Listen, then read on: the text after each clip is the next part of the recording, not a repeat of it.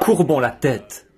Dieu bien-aimé, nous sommes très reconnaissants aujourd'hui de la grande effusion de ta présence qui est déjà parmi nous. Nous nous attendons à l'infinie abondance de ceci cet après-midi.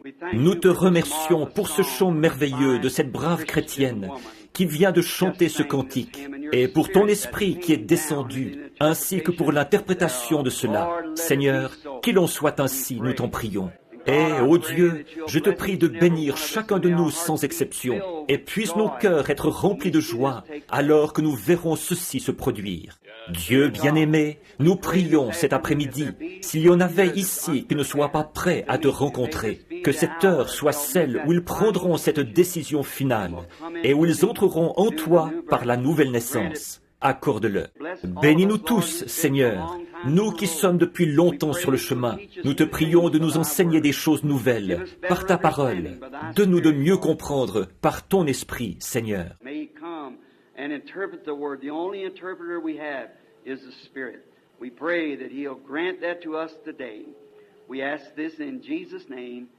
Puisse-t-il venir interpréter la parole? Le seul interprète que nous avons, c'est l'Esprit. Nous le prions de nous accorder cela aujourd'hui. Nous demandons ceci au nom de Jésus. Amen.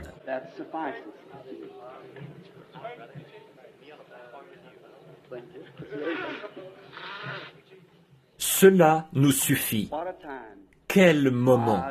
Je ne connais pas de lieu où on serait mieux, si ce n'est au ciel, car c'est l'onction de cela que nous sentons en ce moment. Voyez-vous, assis ensemble dans les lieux célestes en Jésus-Christ, rassemblés dans les lieux célestes. Que Dieu bénisse sœur Florence. Elle traverse un temps de chagrin et d'ombre. Son père qui vient d'être emporté. Et je prie, ô Dieu, bénis cet enfant. Et frère Démos, qui porte le fardeau sur ses deux épaules, et le poids de toutes ces conventions et tout, lui aussi a besoin de nos prières. Que Dieu bénisse frère Chakarian. Frère Carl Williams, je suis vraiment heureux d'être ici, dans cette convention avec vous, parmi tous ces braves frères. Et j'ai eu le privilège d'en rencontrer quelques-uns. Et maintenant, pour autant que je sache, ceci sera pour moi la dernière partie du service. Alors maintenant, eh bien, je compte pouvoir serrer la main de quelques-uns de ces braves hommes et avoir l'occasion de faire leur connaissance, car je compte passer l'éternité avec eux dans un pays meilleur. Juste une petite chose. J'espère que je ne serai pas mal compris. Et ce n'était pas une coïncidence, je ne le pense pas, car je pense que c'était providentiel. C'est qu'hier, un ami ici m'a remis un cadeau de la part d'un de mes amis, Danny Henry.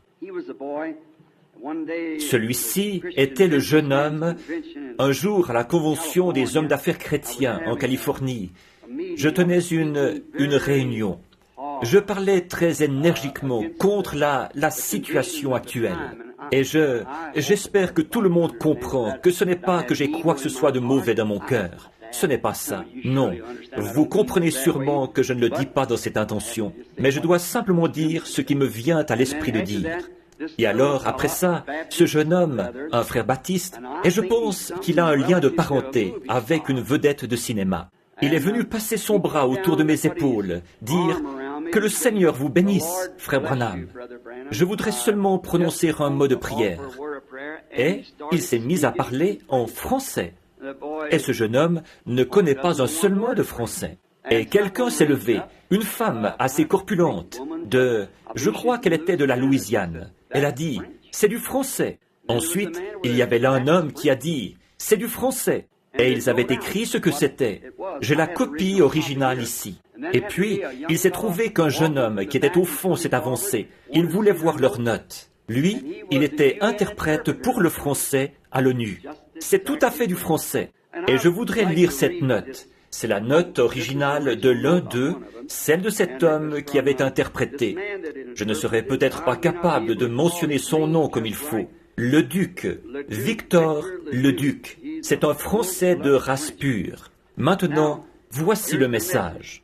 Parce que tu as choisi le sentier étroit, le chemin plus difficile, tu y as marché de ton propre choix, Tu as pris la décision correcte et exacte, et c'est mon chemin. À cause de cette décision capitale, une vaste portion du ciel t'attend. Quelle décision glorieuse tu as prise! Cette chose en soi est ce qui produira et fera s'accomplir la victoire formidable dans l'amour divin. Quand j'ai eu ça, vous savez, les premières fois que j'ai entendu des gens parler en langue, je ne me serais pas permis de critiquer quoi que ce soit, voyez-vous, parce que j'en ai vu d'authentiques. Par contre, je me posais toujours des questions. Mais quand ça s'est arrivé, et comme je savais quelle était la commission qui s'y rattachait, j'ai su que c'était venu de Dieu. Et puis, son frère, qui est assis ici, un avocat très célèbre, m'a remis un cadeau de la part de Danny.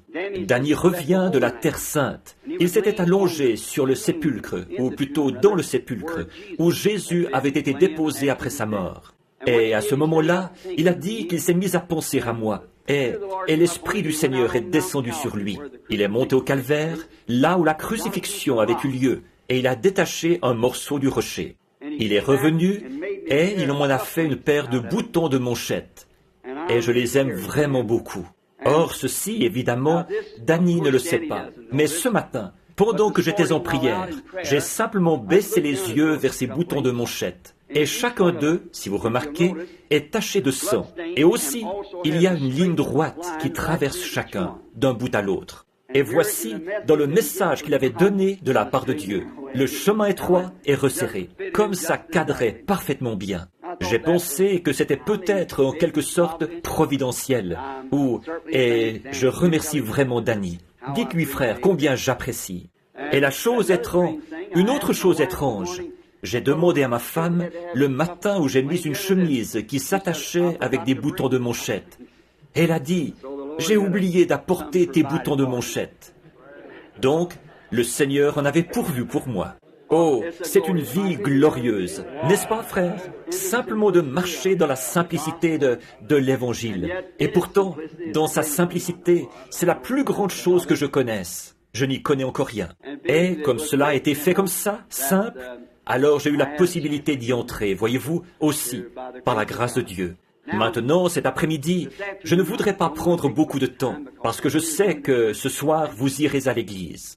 Je pense que vous tous, les visiteurs ici, vous devriez regarder sur l'estrade, voir ces ministres, et ils seront contents de vous recevoir chez eux au culte de ce soir. Ça vous fera du bien de les écouter. Sans doute que ce matin, vous êtes allés à une école du dimanche de la ville. Et pendant ces conventions, étant donné que ce sont celles des hommes d'affaires du plein évangile, je pense que nous devrions donner tout le soutien possible à nos églises, puisque c'est là que vont nos hommes d'affaires. Et puis, c'est une maison de Dieu, alors j'espère que vous vous rendrez à une église ce soir. Demain soir, je crois, c'est la clôture de la convention, et je suppose qu'ils ont déjà annoncé qui sera le prédicateur. Et j'ai l'intention d'être ici, si le Seigneur le veut, pour écouter son message. Que Dieu bénisse chacun de vous sans exception. Maintenant, moi, je ne prétends pas être un prédicateur. Je n'ai pas assez d'instruction pour me dire prédicateur. Prédicateur, quand vous dites ça, on s'attend à ce que vous ayez 2 ou 3 diplômes universitaires. Et moi, je n'ai rien d'autre que ceci, cette petite fronde. Voyez, j'essaye de venir à la rescousse des brebis malades, si je le peux, pour les ramener au pâturage du Père. Si je commets des erreurs, pardonnez-moi. Je ne suis pas un théologien. Je ne critique pas les théologiens. La théologie, c'est bien, il nous en faut. Mais quelquefois, je critique l'état dans lequel nous nous sommes retrouvés. Ça ne vise pas un individu en particulier, c'est seulement le message. J'aurais bien voulu que ce ne soit pas à moi de l'apporter. Ça me fend le cœur. En effet, vous savez ce que vous ressentez quand il s'agit de vos propres enfants. Voyez? Mais est-ce que vous ne détestez pas de voir gronder un enfant, le reprendre sévèrement ou quelque chose comme ça? Moi aussi, je suis un parent. Je sais ce que ça veut dire. Et j'ai confiance que vous me pardonnerez.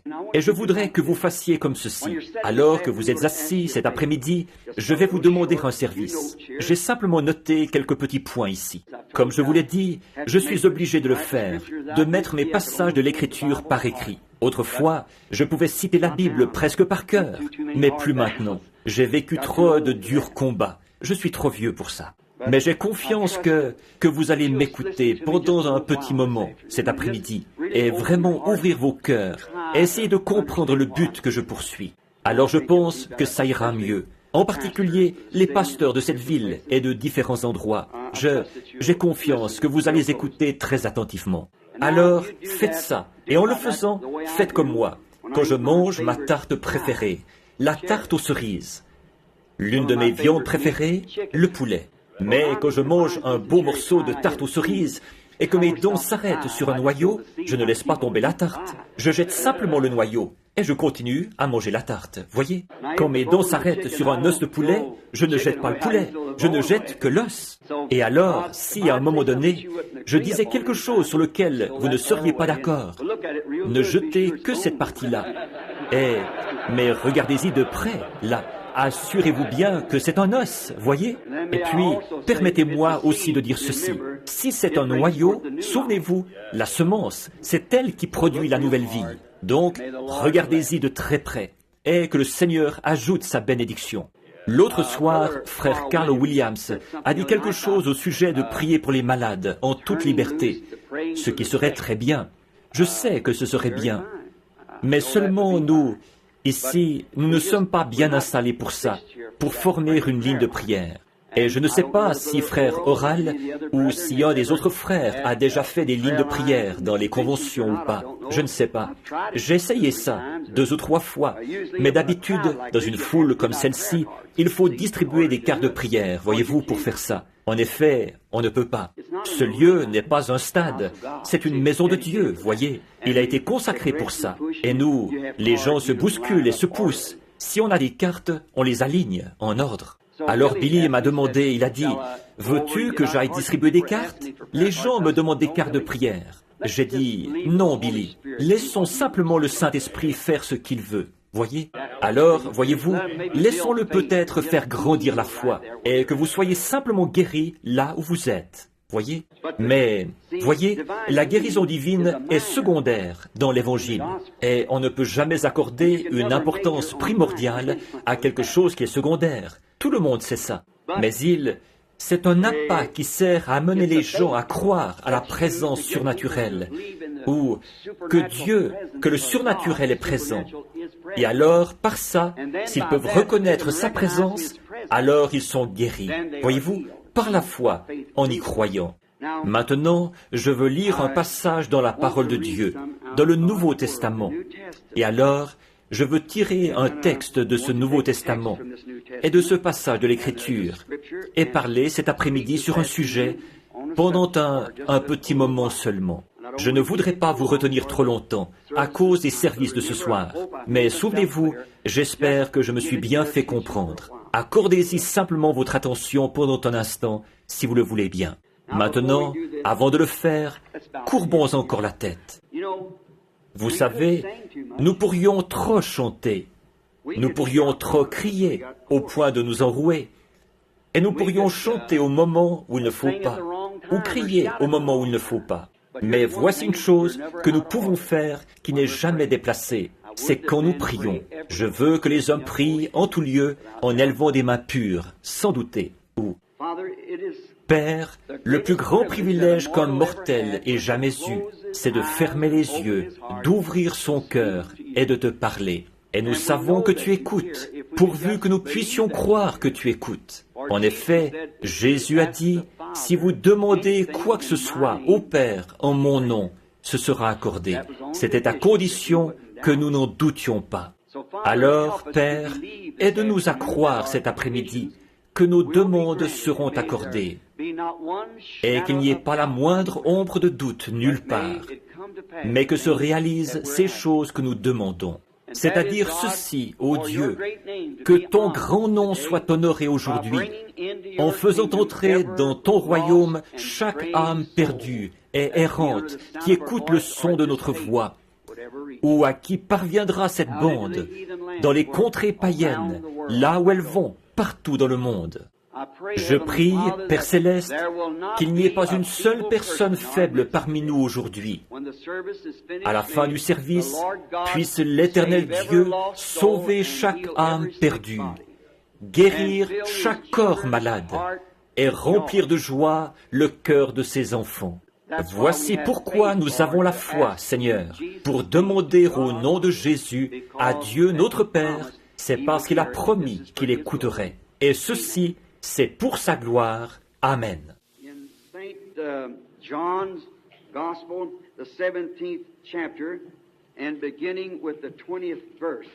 C'est dans l'Évangile de Jean, au chapitre 17, et à partir du verset 20, que j'aimerais lire un texte.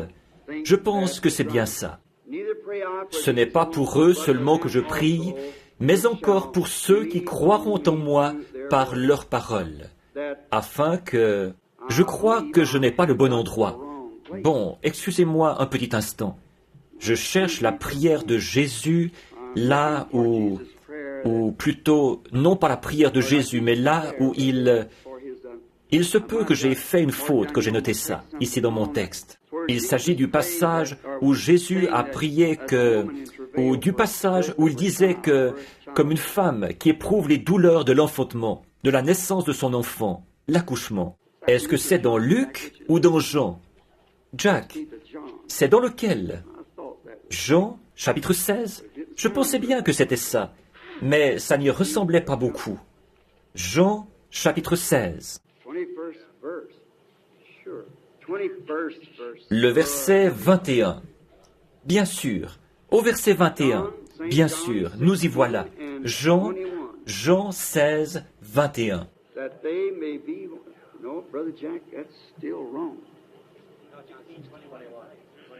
Afin qu'il soit... Non, frère Jack, ce n'est toujours pas le bon. C'est 20, 16, 21. J'ai le chapitre 16 de Jean au verset 21. Mais est-ce que je me trompe? Eh bien, il y a un méli-mélo un mélange dans cette Bible. Oui, monsieur, on l'a mal imprimé. Oui, monsieur. Vous savez quoi? C'est tout à fait la vérité. C'est une Bible toute neuve. Je viens de la recevoir. Et elle est mal imprimée. Très bien. Merci beaucoup. 16, 21. Merci beaucoup. C'est vrai. La femme, lorsqu'elle... En vérité, je vous le dis, vous dormirez, pleurerez, et vous vous lamenterez, et le monde se réjouira. Vous serez dans la tristesse. Votre tristesse se changera en joie. La femme, lorsqu'elle enfante, éprouve de la tristesse, parce que son heure vient. Mais lorsqu'elle a donné le jour à l'enfant, elle ne se souvient plus de la souffrance, à cause de la joie qu'elle a de ce qu'un homme est né dans le monde. Merci beaucoup, mon frère, j'apprécie vraiment. Or ça, c'est certainement une faute d'impression dans cette Bible. La page y a été mal placée. J'avais simplement trouvé le passage dans ma vieille Bible Scofield, puis j'ai emporté celle-ci, et je suis venu ici en vitesse, il y a quelques instants seulement. C'est que ma femme me l'a donné comme cadeau de Noël. Maintenant, je voudrais parler cet après-midi sur un sujet que j'ai annoncé. Les douleurs de l'enfantement. Or, ça sonne très mal, ça, mais c'est dans la Bible. Je crois que ce de quoi Jésus parlait ici, quand il a dit « Vous serez dans la tristesse, mais votre tristesse se changera en joie ». Il parlait à ses disciples ici, en sachant que la naissance du christianisme commençait à se faire jour. Et alors, il faut que l'ancien meure afin que le nouveau naisse. Il faut que tout ce qui donne naissance éprouve les douleurs de la détresse. Et ils allaient certainement ressentir la douleur de la détresse et de l'angoisse pour passer de la loi à la grâce. La naissance naturelle, normale, est le type de la naissance spirituelle. Toutes les choses naturelles sont des types des choses spirituelles. Et nous constatons, si nous regardons ici sur le sol, et que nous voyons un arbre qui pousse sur la terre, il lutte pour rester en vie. Ça prouve qu'il y a quelque part un arbre qui ne meurt pas, parce qu'il réclame quelque chose. Nous constatons que les gens, peu importe combien ils sont âgés, combien ils sont malades, quel que soit leur état, ils réclament la vie à grands cris. En effet, ça prouve qu'il y a une vie quelque part où nous vivons pour toujours. Remarquez comme c'est parfait. Maintenant, je crois que c'est dans 1 Jean 5, 7, si je ne me trompe pas, qu'il est dit: il y en a 3 qui rendent témoignage dans le ciel, le Père, la Parole et le Saint-Esprit. Ces 3-là sont un. Il y en a 3 qui rendent témoignage sur la terre, ce sont l'eau, le sang et l'Esprit. Et ils sont d'accord. Maintenant, remarquez, les 3 premiers sont un. Les 3 derniers sont terrestres, et ils sont d'accord. Vous ne pouvez pas avoir le Père sans le Fils, vous ne pouvez pas avoir le Fils sans avoir le Saint-Esprit. Mais vous pouvez avoir l'eau sans le sang et le sang sans l'Esprit. Je pense que tout au long de nos âges, la vérité de ceci a été démontrée. L'eau, le sang, l'Esprit, la justification, la sanctification, le baptême du Saint-Esprit. Ça, c'est le type où ça constitue, ou c'est un antitype qui se dégage de la naissance naturelle. Regardez, quand une femme ou quoi que ce soit éprouve les douleurs de l'enfantement, la première chose qui arrive, c'est la rupture de la poche des os dans une naissance normale. La deuxième chose, c'est le sang. Puis vient la vie, l'eau, le sang, l'esprit. Et c'est ce qui constitue la naissance naturelle normale. Et c'est pareil dans le domaine spirituel. Il y a l'eau, la justification par la foi, en croyant en Dieu, en le recevant comme votre sauveur personnel et en vous faisant baptiser. Deuxièmement, il y a la sanctification de l'esprit, alors que Dieu purifie l'esprit de tous les éléments du monde et du désir du monde. Et puis, le Saint-Esprit entre, donne la nouvelle naissance et remplit ce vase sanctifié. Par exemple, c'est comme ceci. Bon, je vous l'ai dit, ce que vous ne croyez pas, mettez-le de côté, ensuite prenez la tarte. Remarquez, maintenant il y a un verre par terre dans la basse-cour. Vous ne faites pas que le ramasser et ensuite le mettre sur la table et le remplir d'eau ou de lait. Non, le fait de le ramasser, c'est la justification. Le nettoyer, c'est la sanctification. Parce que le mot grec « sanctifier » est un mot composé qui veut dire « nettoyer » et « mis à part pour le service ». Non pas en service, mais pour le service. Ensuite, quand vous le remplissez, il est mis en service. Maintenant, excusez-moi de dire ceci, ce n'est pas dans l'intention de vous blesser. C'est ainsi que vous, les pèlerins de la sainteté, les Nazaréens, vous ne continuez pas à avancer jusqu'à la Pentecôte. Vous aviez été purifiés par la sanctification, mais quand vous avez été sur le point d'être mis en service, par les dons du parler en langue et d'autres choses, vous avez rejeté ça. Vous êtes retombés dans l'enclos. Voyez? Or, voilà ce qui arrive. C'est toujours ce qui arrive. Maintenant, ce n'est pas pour vous critiquer, là, mais c'est que je veux me vider le cœur. Je brûle d'en parler depuis que je suis ici. Alors autant le faire. Si je peux seulement trouver grâce auprès de Karl, de Demos et des autres, et de vous tous, je vais faire de mon mieux pour dégager mon âme de ces choses. Voyez-vous? Ensuite, ce sera à vous de décider. Le normal, qui est le type du spirituel. Alors, nous voyons que c'est là que la naissance est complète. Quand le bébé, d'habitude, à la rupture de la poche des os, vous n'avez pas besoin de beaucoup intervenir là-dedans. Et quand le sang vient, vous n'avez pas tellement besoin d'intervenir là-dedans. Mais pour que la vie entre dans le bébé, il faut que vous lui donniez une fessée, que vous le fassiez hurler. Et c'est... Or, étant sans instruction, alors que mes frères ici ont vraiment reçu une très bonne formation là-dedans, mais moi, je dois prendre la nature pour typifier ces choses. Alors voilà, c'est ce qui est arrivé. Il a fallu une vraie fessée pour les amener à recevoir ceci. Alors, vous recevez un genre de choc. Peut-être qu'on n'aura pas à lui donner une fessée, mais seulement lui donner un petit choc. L'idée même qu'il soit né, parfois, produira cet effet-là. Saisissez-le, secouez-le.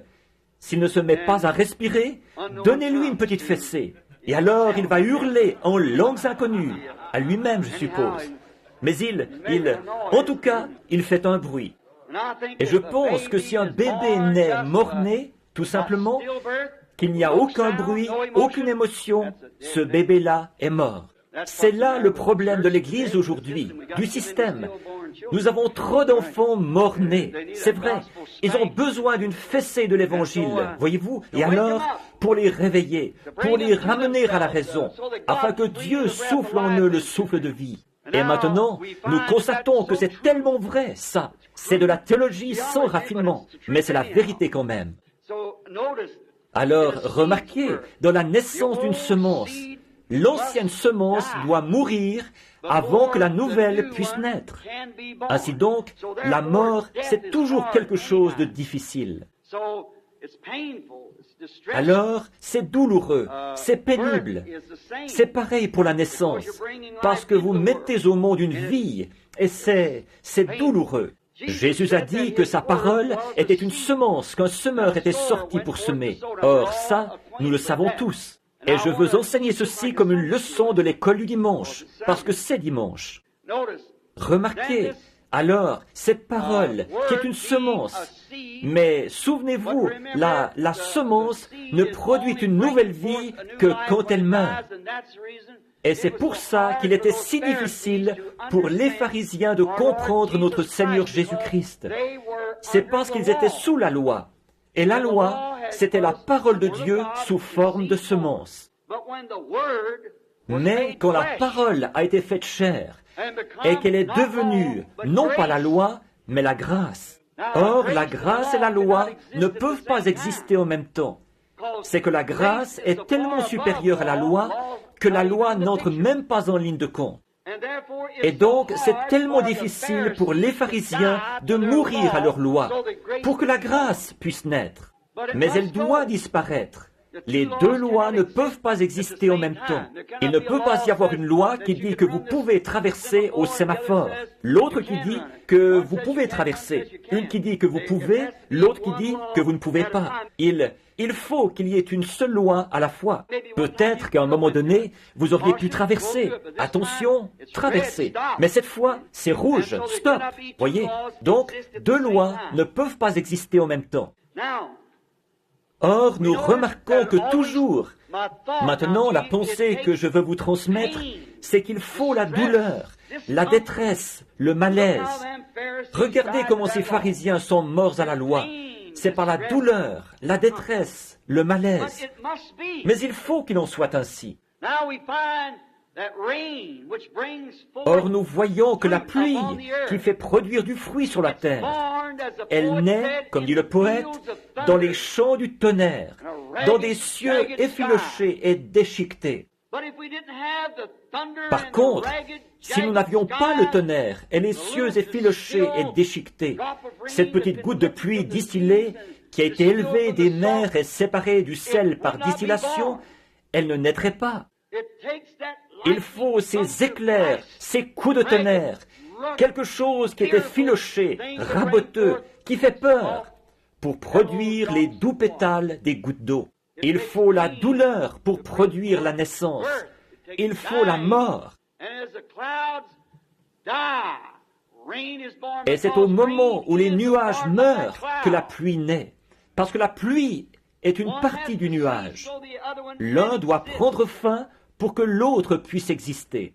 Maintenant, mes frères ici, si certains d'entre eux en avaient la possibilité, ils pourraient vous donner toutes les lois de ces choses. Moi, je ne peux pas.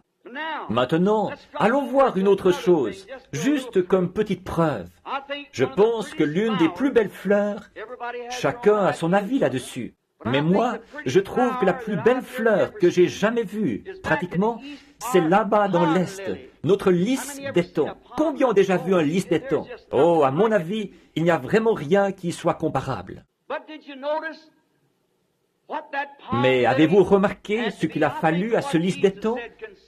Je pense à ce que Jésus a dit. Considérez le lys, comme il travaille et il file.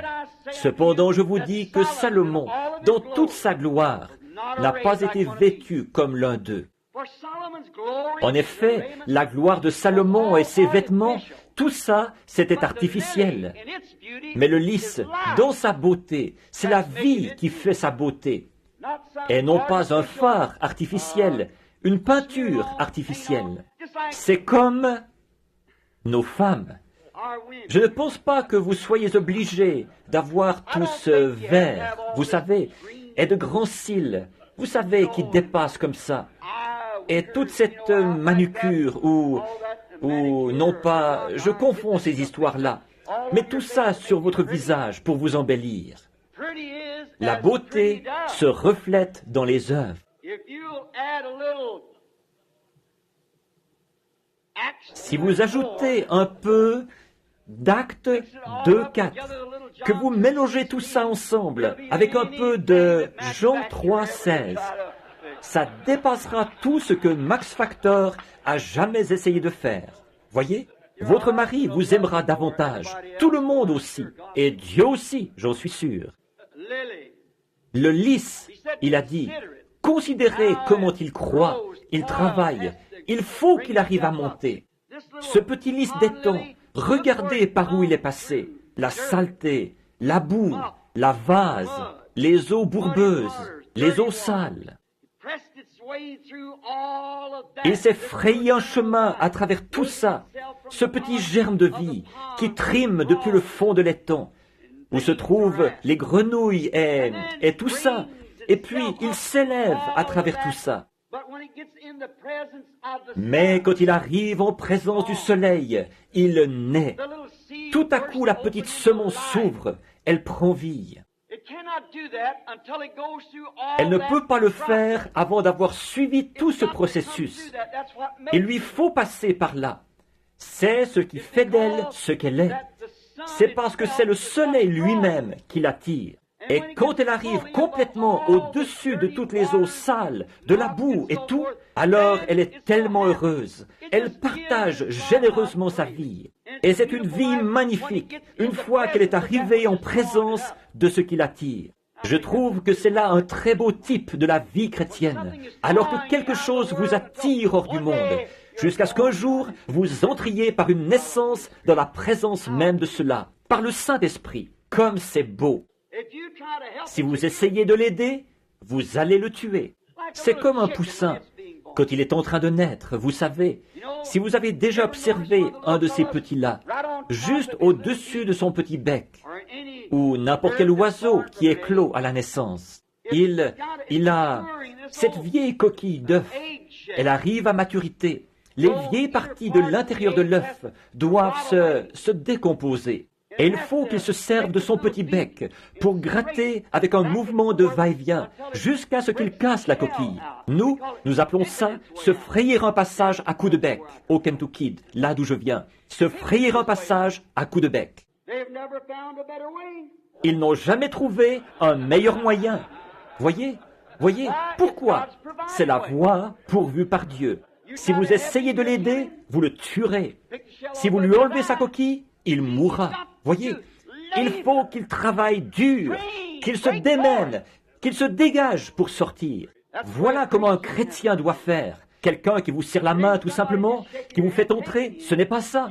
Vous devez rester là jusqu'à ce que vous mouriez, que vous pourrissiez et que vous naissiez dans le royaume de Dieu. C'est la voie pourvue par Dieu.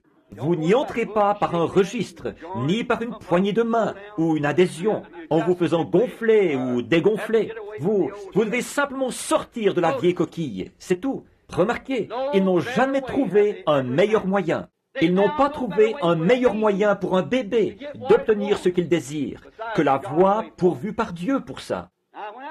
Or, Quand ce petit bébé est né, vous pourriez accrocher une clochette ici, sur le côté de son petit berceau, et dire « Mon petit garçon, je suis un théologien, en quelque sorte. J'ai lu des livres sur la manière d'élever un bébé.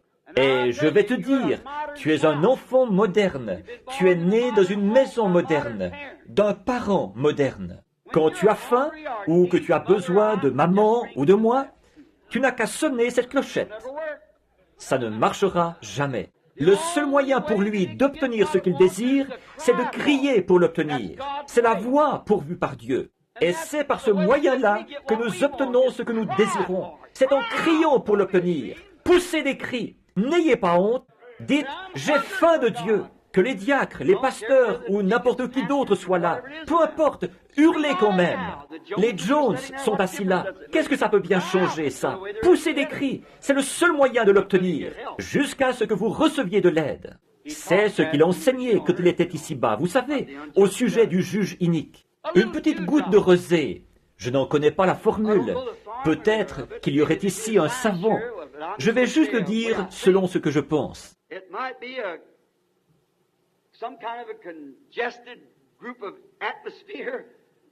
Ça pourrait être en quelque sorte une quantité d'air comprimé qui s'est condensé pendant une nuit sombre. Elle tombe au sol, et alors c'est là qu'elle naît pendant la nuit.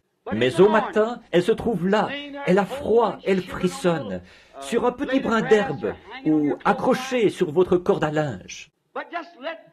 Mais une fois que le soleil brille, avez-vous remarqué comme elle devient heureuse? Elle scintille, elle frémit. Pourquoi? Elle sait que c'est la lumière du soleil qui va la ramener là où elle était au commencement. C'est pareil pour tout homme ou toute femme qui sont nés de l'Esprit de Dieu. Il y a quelque chose qui se passe, que la lumière se répand sur nous. Là, nous sommes heureux, parce que nous savons que nous retournons à l'endroit d'où nous sommes venus, du sein de Dieu. Elle peut briller de joie quand le soleil la frappe, bien sûr, en sachant qu'elle s'en va à l'endroit d'où elle est venue. Des petites choses rudimentaires, et nous pourrions continuer avec ça. Mais voyons quelque chose d'autre. Nous savons que la vieille semence, il faut, avant que la nouvelle semence puisse sortir de la vieille semence, il faut que celle-ci pourrisse, absolument. Non seulement qu'elle meure, mais qu'elle pourrisse après sa mort. Nous savons que c'est bien vrai, ça. C'est la même chose dans la nouvelle naissance. Nous ne retournons jamais en arrière, mais nous avançons, une fois nés de nouveau.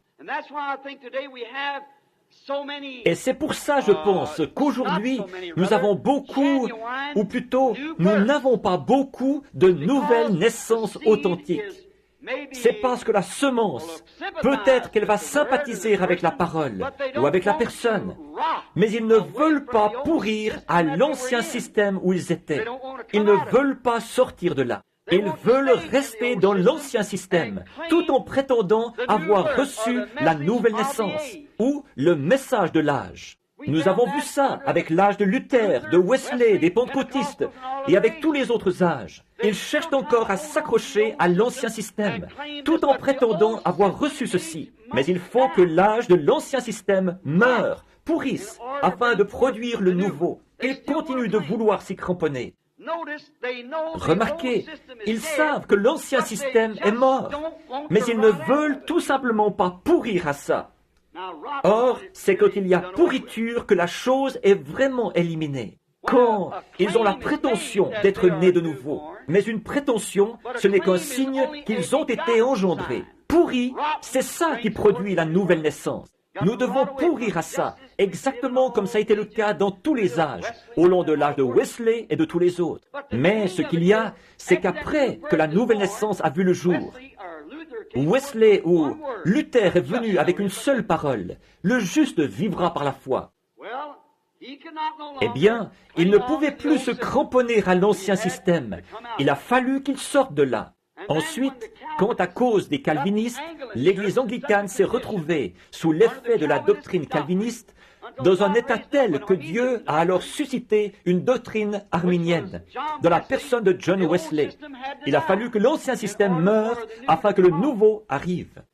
Et quand l'âge de Wesley a pris fin, ainsi que tous les petits âges ou les feuilles qui avaient poussé sur la tige ou l'aigrette à l'époque de Wesley, voyez-vous, quand le pentecôtisme est venu avec la restauration des dons, il a fallu que les gens sortent de chez les baptistes, les presbytériens, les pèlerins de la sainteté, les nazaréens, la prétendue Église de Christ et tout ça. Il a fallu qu'ils sortent de là, qu'ils pourrissent à ça, pour accepter la nouvelle naissance. On vous traite toujours de fous. Mais c'est comme ce que Paul a dit une fois qu'il avait pourri à ce qu'il avait prétendu être autrefois. Il a dit, « Je sers le Dieu de nos pères selon la voie qu'ils appellent une secte. » Selon la voie qu'ils appellent une secte. Voyez, il avait accepté la nouvelle vie, alors que l'Ancien Testament avait donné naissance au Nouveau. Et il a fallu qu'il pourrisse à l'Ancien et n'en fasse qu'une ombre, afin de... Voilà exactement où nous en sommes maintenant. Bon, supportez-moi là. Or, c'est mon opinion. Les églises sont devenues tellement systématiques qu'on ne peut pas entrer dans une seule d'entre elles à moins de faire partie de l'une d'elles. Il faut avoir une carte de l'association ou un genre de pièce d'identité.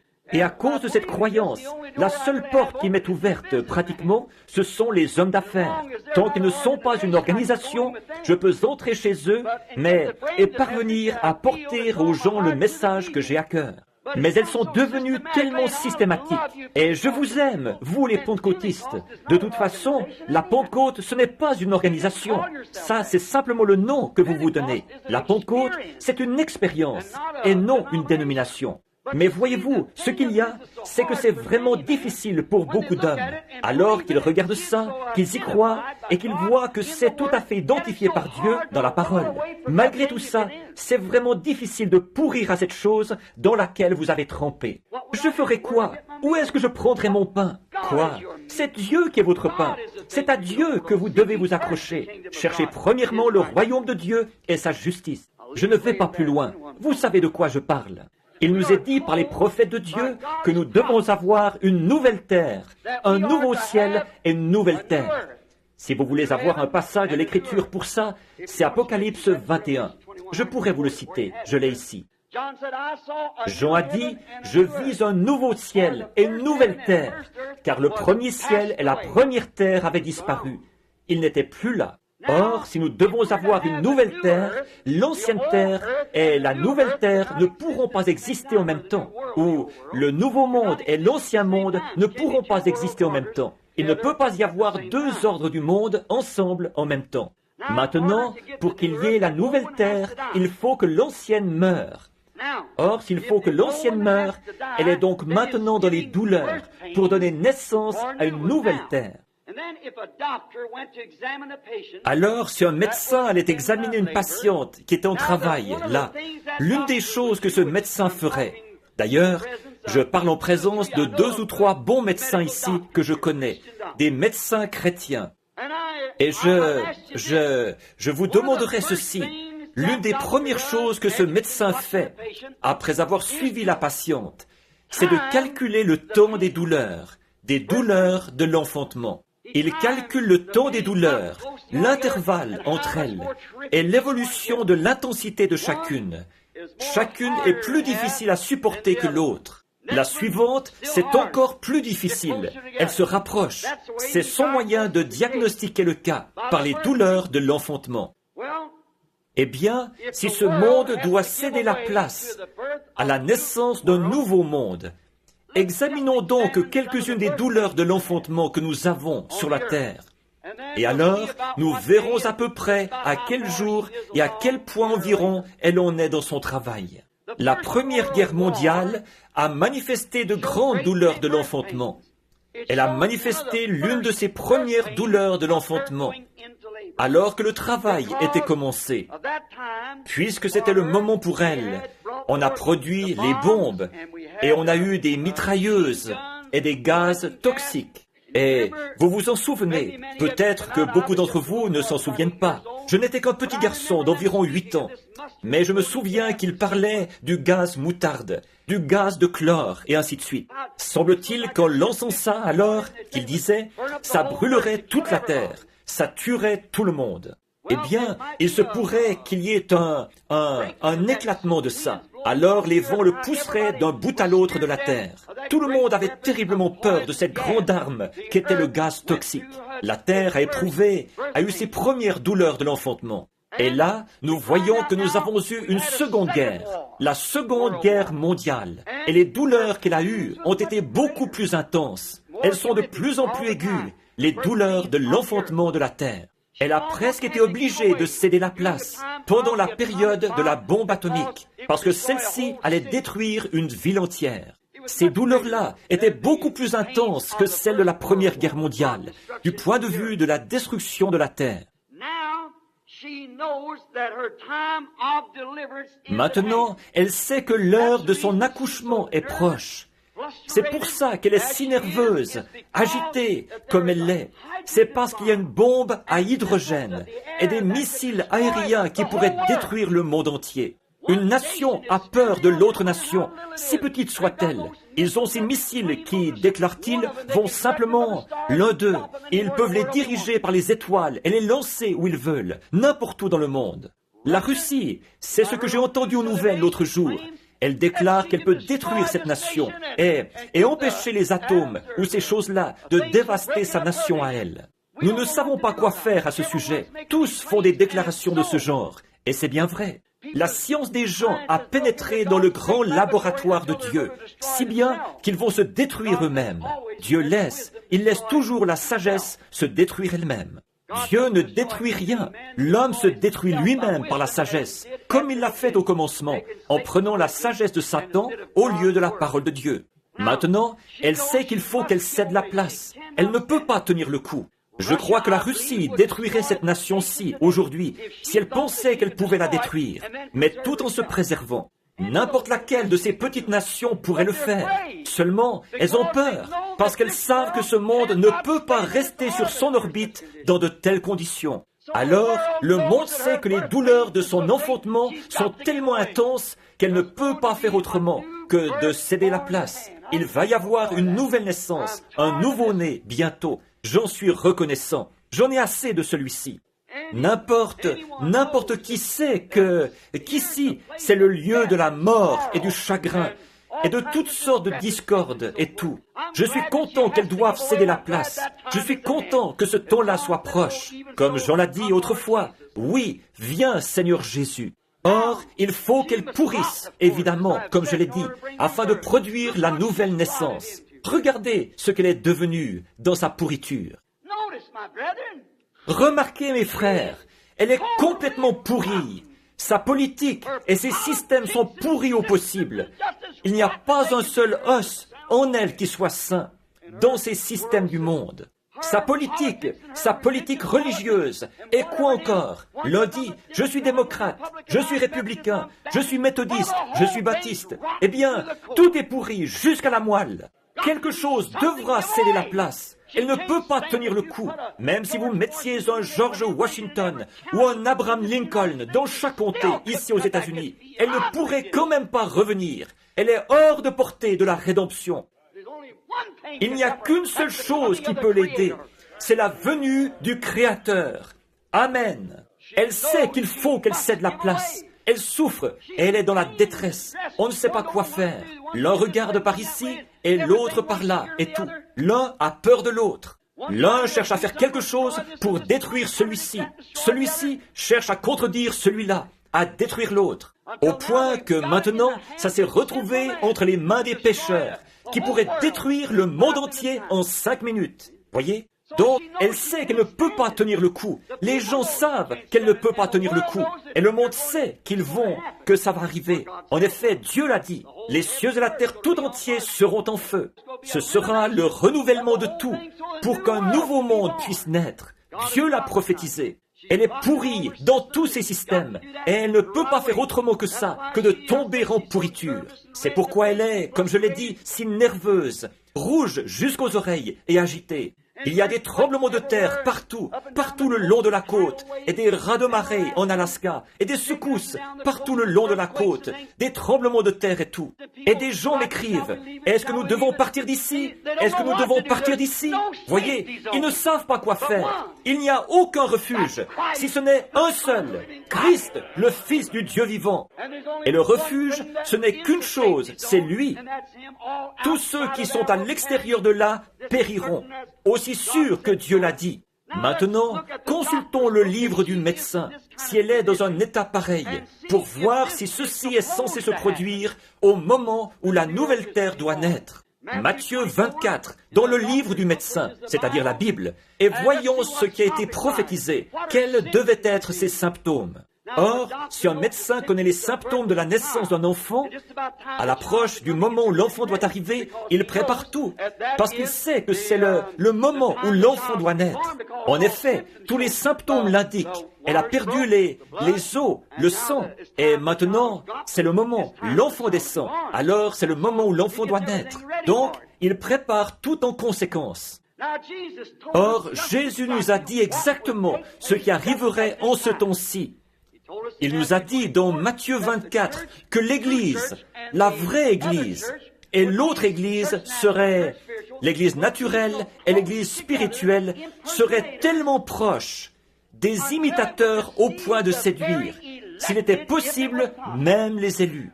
Ce qui était arrivé au jour de Noé, alors qu'ils mangeaient, buvaient, se mariaient leurs enfants, et toute cette immoralité du monde que nous voyons aujourd'hui.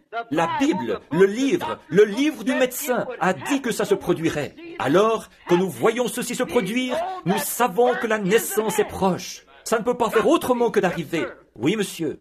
Bon, nous regardons ça du point de vue national. Non pas national, mais mondial. Maintenant, Israël, l'Église, revenons-y pendant quelques minutes. Suivons-la peut-être pendant les 10 prochaines minutes. Israël a eu des douleurs d'enfantement sous l'effet de chaque prophète qui est venu sur terre. Elle a eu des douleurs d'enfantement à cause du message de ce prophète.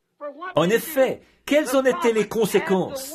Le prophète avait la parole, et elle avait semé tellement de pourriture et élaboré tellement d'ordres systématiques dans son être, que ce prophète la secouait au point de lui faire perdre son fondement. Ils étaient haïs de tous. Et donc, quand Dieu envoyait un prophète, l'Église elle-même entrait dans les douleurs de l'enfantement. En effet, le prophète, la parole du Seigneur vient au prophète, et à lui seul. C'est-à-dire que la parole qui était prononcée pour ce jour-là est manifestée par le prophète de cet âge-là. Ça a toujours été comme ça. Et les églises, elles construisent tellement de systèmes autour de la parole que quand il arrivait, il la secouait au point de lui faire perdre la boule. Elle avait des douleurs d'enfantement. Qu'est-ce que c'était? Revenez à la parole, revenez à la vie. Les systèmes n'ont pas de vie. Il n'y a que la parole de Dieu qui a la vie. Les systèmes qui sont construits autour d'elle, eux n'ont pas la vie.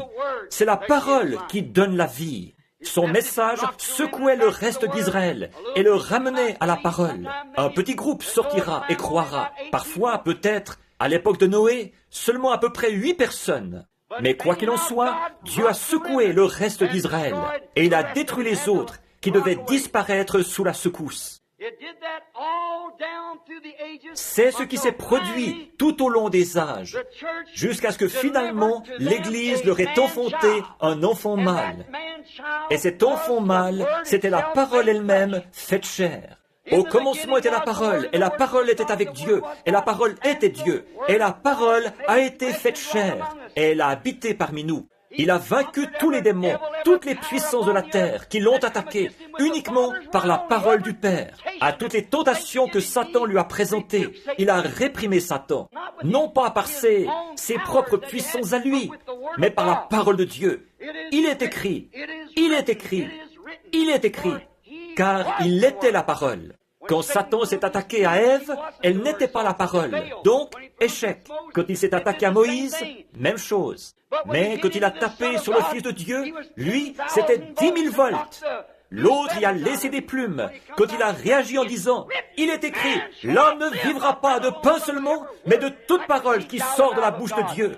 C'était cet enfant mâle, fait chair, la parole éternelle de Dieu, lui-même, manifesté dans un corps de chair ici-bas, pour représenter la parole.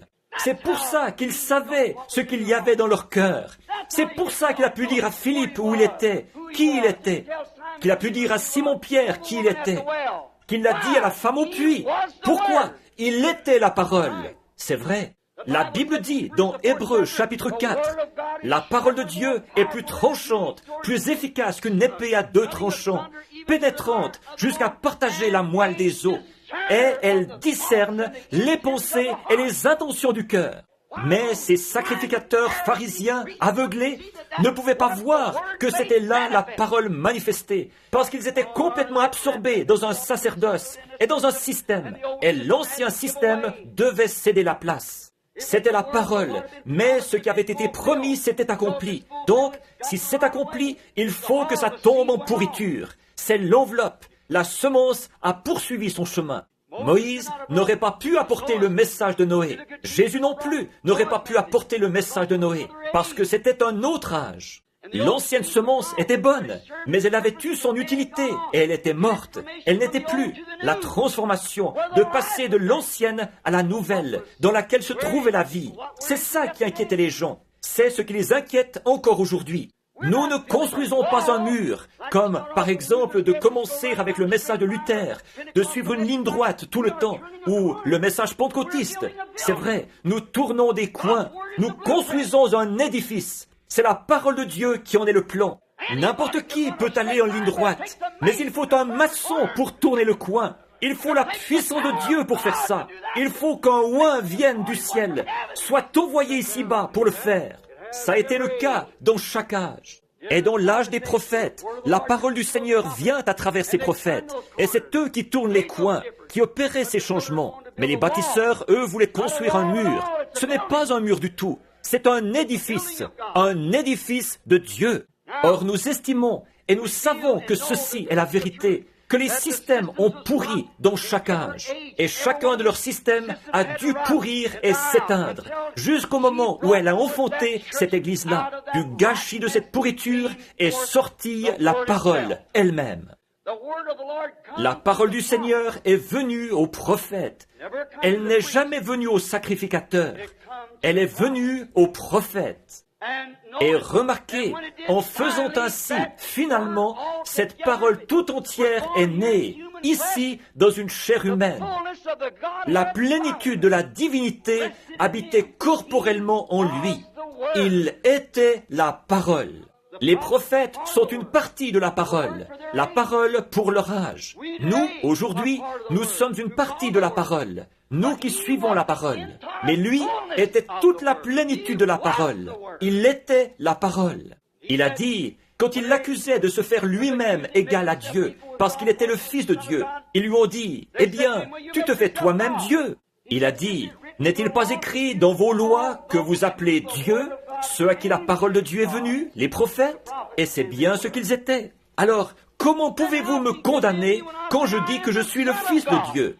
Alors que la plénitude de la divinité habitait corporellement dans le Fils de Dieu. Il était la pleine manifestation de Dieu.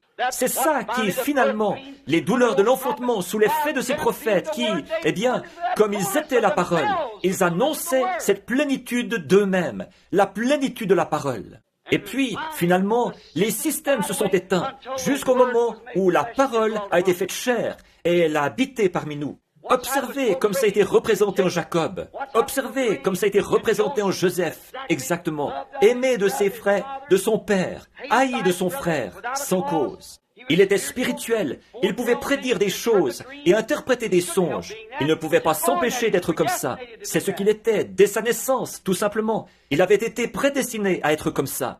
Mais il était haï de ses frères, qui finalement l'ont vendu pour 30 pièces d'argent. Presque 30 pièces. Ensuite, il a été élevé. Il s'est assis à la droite de Pharaon. Il a regardé dans sa prison. Il y avait là un échanson et un panetier. L'un a été perdu et l'autre a été sauvé. Jésus, dans sa prison, à la croix, l'un a été perdu, l'autre a été sauvé. Exactement. Ensuite, il a été élevé dans les cieux et il s'est assis sur le trône de Dieu. Et quand il repartira, il y aura un son qui retentira. Fléchissez le genou, et toute langue confessera. Et quand Joseph quittait le trône et qu'il s'avançait, une trompette sonnait, et tout genou devait fléchir. Joseph venait. De même, un jour la grande trompette de Dieu sonnera, les morts en Christ ressusciteront, tout genou fléchira, et toute langue confessera cette parole. Mais qu'est-ce qu'il vient chercher? Pourquoi est-ce qu'il vient ici? Remarquez, elle a enfanté cette parole entière, qui a été faite chair, sous l'effet des douleurs de l'enfantement. Des prophètes qui faisaient retentir leur voix. Il vient, il vient, il vient. Bon, mais pendant 400 ans, elle n'avait pas eu de prophète, selon l'histoire et selon l'écriture. À partir de Malachie jusqu'à Jean, il n'y avait que des théologiens, des sacrificateurs, des pasteurs. Maintenant là, nous pouvons nous imaginer, privés de ça, dans quel état de pourriture son système avait pu se retrouver. 400 ans sans un message direct, un « Ainsi dit le Seigneur » venant de Dieu. Donc, à cause des sacrificateurs, des prophètes et ainsi de suite, elle s'était retrouvée dans un gâchis terrible. Elle était pourrie. Alors Jean, l'Élie promis de Malachie 3, pas de Malachie 4, de Malachie 3. En effet, c'est aussi ce que Jésus a dit dans Matthieu chapitre 11. Quand l'œil d'aigle de Jean s'était voilé, comme l'a exprimé Pember, je crois, dans les âges primitifs, il a dit « Allez lui demander si c'est lui, ou si nous devons en attendre un autre. » Voyez?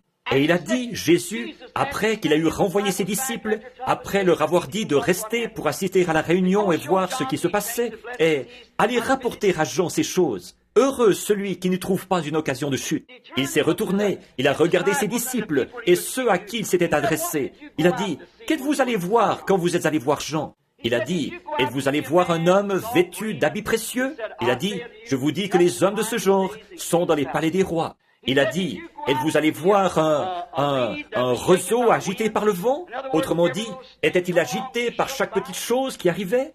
Je te le dis, tu n'as qu'à venir adhérer à notre groupe. Nous pouvons te donner un meilleur salaire. Pas Jean. Tu n'as qu'à ne pas prêcher contre ceci et cela. Eh bien, tu pourras t'associer à nos groupes. Pas Jean.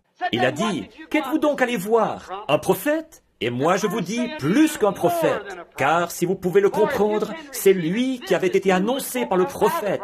Lorsqu'il dit, j'enverrai mon messager devant ma face pour préparer le chemin. Ça, c'est Malachie 3:1. Ce n'est pas du tout Malachie 4. Celui-là, c'en est un autre. En effet, à la venue de cet Élie-là, le monde doit être brûlé aussitôt, et les justes doivent marcher sur les cendres des méchants. Maintenant, remarquez, son message ne les a pas beaucoup tirés de leur sommeil ecclésiastique. Pas vraiment. Il disait simplement, il y a un fou là-bas, passez vite, sans vous arrêter. Il se fait passer pour fou. Il cherche à noyer les gens là-bas dans l'eau. Voyez? Mais ce vieux-là, c'est un minus. Voyons, il n'est même pas vêtu convenablement. Il est enveloppé d'une peau de mouton. Eh bien, il est pauvre comme le dindon de Job. Mais de quel séminaire sort-il? Quelle carte d'association a-t-il? Nous ne collaborerons même pas à ces réunions. Nous allons simplement le laisser là-bas crever de faim. Voyez? Le monde n'a pas beaucoup changé. Les systèmes non plus. Ah, mais nous allons simplement le laisser là-bas. Il n'a pas de... Savez-vous pourquoi il n'en avait pas? Souvenez-vous, son père était sacrificateur.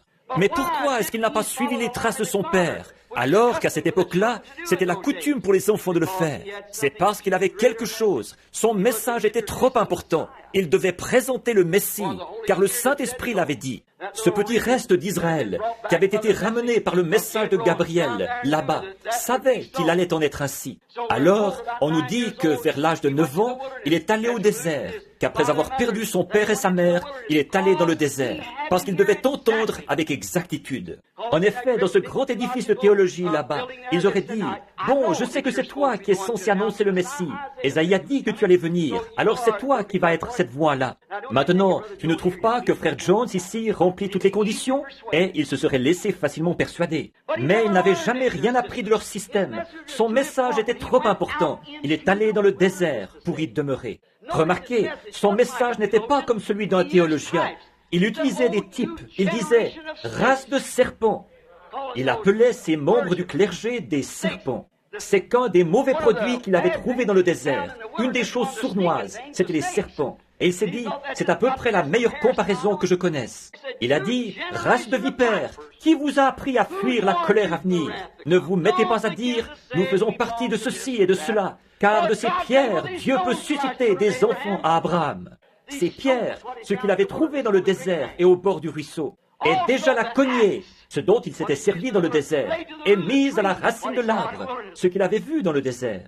Tout arbre qui ne produit pas de bons fruits, il savait où il trouvait son bois de chauffage, voyez-vous, sera coupé et jeté au feu. Il en faisait du bois de chauffage. Voyez, son message n'était pas du tout celui d'un membre du clergé. Il se conformait aux caractéristiques de la nature, du désert. Mais il avait le message à annoncer, et il avait la foi en son message pour dire, ce Messie est censé venir, et bien plus, il est ici même, parmi vous, en ce moment. Je vous déclare qu'il y en a un au milieu de vous que vous ne connaissez pas, dont je ne suis pas digne de porter les souliers. Lui, il vous baptisera du Saint-Esprit et de feu. Qui est-il, Jean? Je ne sais pas. Mais un jour, voilà un jeune homme qui descend au fleuve, un homme d'apparence ordinaire. Juste, le brave Jean-Baptiste se tenait là, ce brave prophète béni, et il a regardé de l'autre côté du Jourdain. Il a dit, « Voici l'agneau de Dieu qui ôte le péché du monde. » Comment l'as-tu reconnu, Jean? Celui qui, dans le désert, m'a envoyé baptiser d'eau, il m'a dit, « Celui sur qui tu verras l'Esprit descendre, c'est celui qui baptisera du Saint-Esprit. » Son message ne pouvait pas provenir d'un point de vue théologique, ni d'un système de credo fait de main d'homme. Il devait provenir directement de Dieu. Mais son message ne les a pas tellement secoués. Ils se sont dit, « Oh, il dit qu'il a vu cela. J'en doute fort. Moi, je n'ai rien vu. J'ai regardé. Oh là là, je n'ai rien vu de ça. » C'est ce que les sacrificateurs et les autres disaient. Mais lui, il l'a vu. Et nous le savons maintenant, qu'il l'a vu. Bien sûr qu'il l'a vu. Mais avez-vous remarqué ceux que le message a atteints? Il n'a pas du tout tiré ceux-là de leur sommeil. Ils ont continué. Ils lui ont quand même coupé la tête. Mais il ne les a pas remués du tout. Mais le reste d'Israël, eux, il les a atteints. Ceux qui avaient la vie en eux-mêmes, ce petit groupe, Anne et Siméon, quelques-uns de ceux-là qui attendaient la venue du Seigneur. Anne, qui était dans le temple, aveugle, une prophétesse qui servait le Seigneur dans la prière. Alors, un jour, alors qu'elle était dans l'esprit, et Siméon avait prophétisé en ses morts, un vieillard, il avait dit, « Le Saint-Esprit m'a dit que je ne mourrais pas avant d'avoir vu le Christ du Seigneur. » Eh bien, quelques-uns des sacrificateurs, vous savez, ils disaient, « Le pauvre vieux, il est un peu détraqué, vous savez. Eh bien, il a déjà un pied dans la tombe, là, et l'autre est en train de glisser. Mais laissez-le, c'est un vieillard honorable, seulement il est un peu... » Mais voyez-vous, qu'est-ce qu'il avait? Ça lui avait été révélé par le Saint-Esprit. C'est la même chose qui vous a été révélée à vous ici cet après-midi. Le Saint-Esprit vous a amené ici pour une raison. Il y a le Saint-Esprit. Regardez les prêtres et les membres du clergé qui sont ici, de l'Église méthodiste, baptiste, catholique et tout. Ils ont été poussés par le Saint-Esprit. C'est maintenant l'heure. Donc le Saint-Esprit a agi sur eux. Ils cherchaient ça. Ils avaient faim. Alors juste, un jour, vous savez, ils n'avaient pas la télévision. Merci Seigneur pour ce jour-là. Alors ils étaient sur les coteaux de la Judée. Un bébé est né là-bas. Une étoile est apparue, et ainsi de suite. Mais au bout de 8 jours, la mère a porté ce petit bébé emmailloté. Il était emmailloté. On m'a dit que il n'avait rien à lui mettre. C'était un petit chiffon pris du joug d'un bœuf. On m'a dit que c'était là-dedans qu'il était emmailloté. Voici Joseph et les autres, ils arrivent avec ce petit bébé. Je m'imagine que les mères se tenaient à l'écart, à distance, avec leur petit bébé vêtu d'habits brodés et tout. Elles disaient, regardez là, voyez, la voilà. Voyez, elle était enceinte de cet homme-là. La voici qui entre. Ne vous approchez pas d'elle, là. Gardez-vous distance. Les gens pensent encore la même chose. Mais Marie, avec ce bébé dans ses bras, ce que les gens pensaient, ça lui était parfaitement égal. Elle savait de qui était ce fils. Et c'est pareil pour tout croyant qui accepte la parole de Dieu dans son cœur. Peu m'importe ce que les systèmes disent, vous savez ce que c'est. C'est une promesse de Dieu. Ça vous a été révélé par le Saint-Esprit quand vous avez été couverts de sa puissance. Vous savez ce qu'il en est. Aucun homme n'a le droit de prêcher l'Évangile avant d'avoir rencontré Dieu, là-bas, derrière le désert, dans ce buisson ardent. Et alors, aucun système ecclésiastique au monde ne pourra vous en dissuader. Vous étiez là. C'est à vous que c'est arrivé. Peu m'importe ce que les systèmes disent. Vous êtes témoin de ça. Alléluia. Je me sens comme ce vieil homme de couleur dont je parlais. Maintenant, je n'ai plus assez de place sur l'estrade. Voyez, je me sens très religieux en ce moment, quand j'y pense. Et c'est vrai, Dieu lui-même, révélé à vous. Siméon avait la promesse, assis dans son cabinet de travail ce matin-là. Oh, je suppose qu'on devait apporter plusieurs centaines de bébés tous les matins. Il y avait environ 2,5 millions de Juifs dans le pays. On apportait ces bébés, il en naissait beaucoup. Au bout de 8 jours, chaque mère devait venir offrir l'offrande de purification. Et alors, voici venir, Siméon était assis là. Vous savez, peut-être qu'il lisait le rouleau d'Ésaïe. Je ne sais pas, mais tout à coup. Or, si le Saint-Esprit vous a fait une promesse, le Saint-Esprit doit tenir cette promesse. Si c'est vraiment de Dieu, si un homme vient dire une certaine chose, que Dieu ne confirme pas ses dires, que ça ne se trouve pas dans l'Écriture pour commencer, oubliez ça. Et s'il dit que ça s'y trouve, et que Dieu ne le confirme toujours pas, c'est encore faux. En effet, Dieu interprète son message. Il est son propre interprète. Si ce qu'il dit arrive, alors Dieu a dit, écoutez-le, car c'est la vérité. C'est une simple question de bon sens. S'il dit que ça va arriver, et que ça arrive, c'est comme ça qu'on sait. Ça doit être l'exacte vérité, chaque fois, parce que Dieu ne dit pas des mensonges.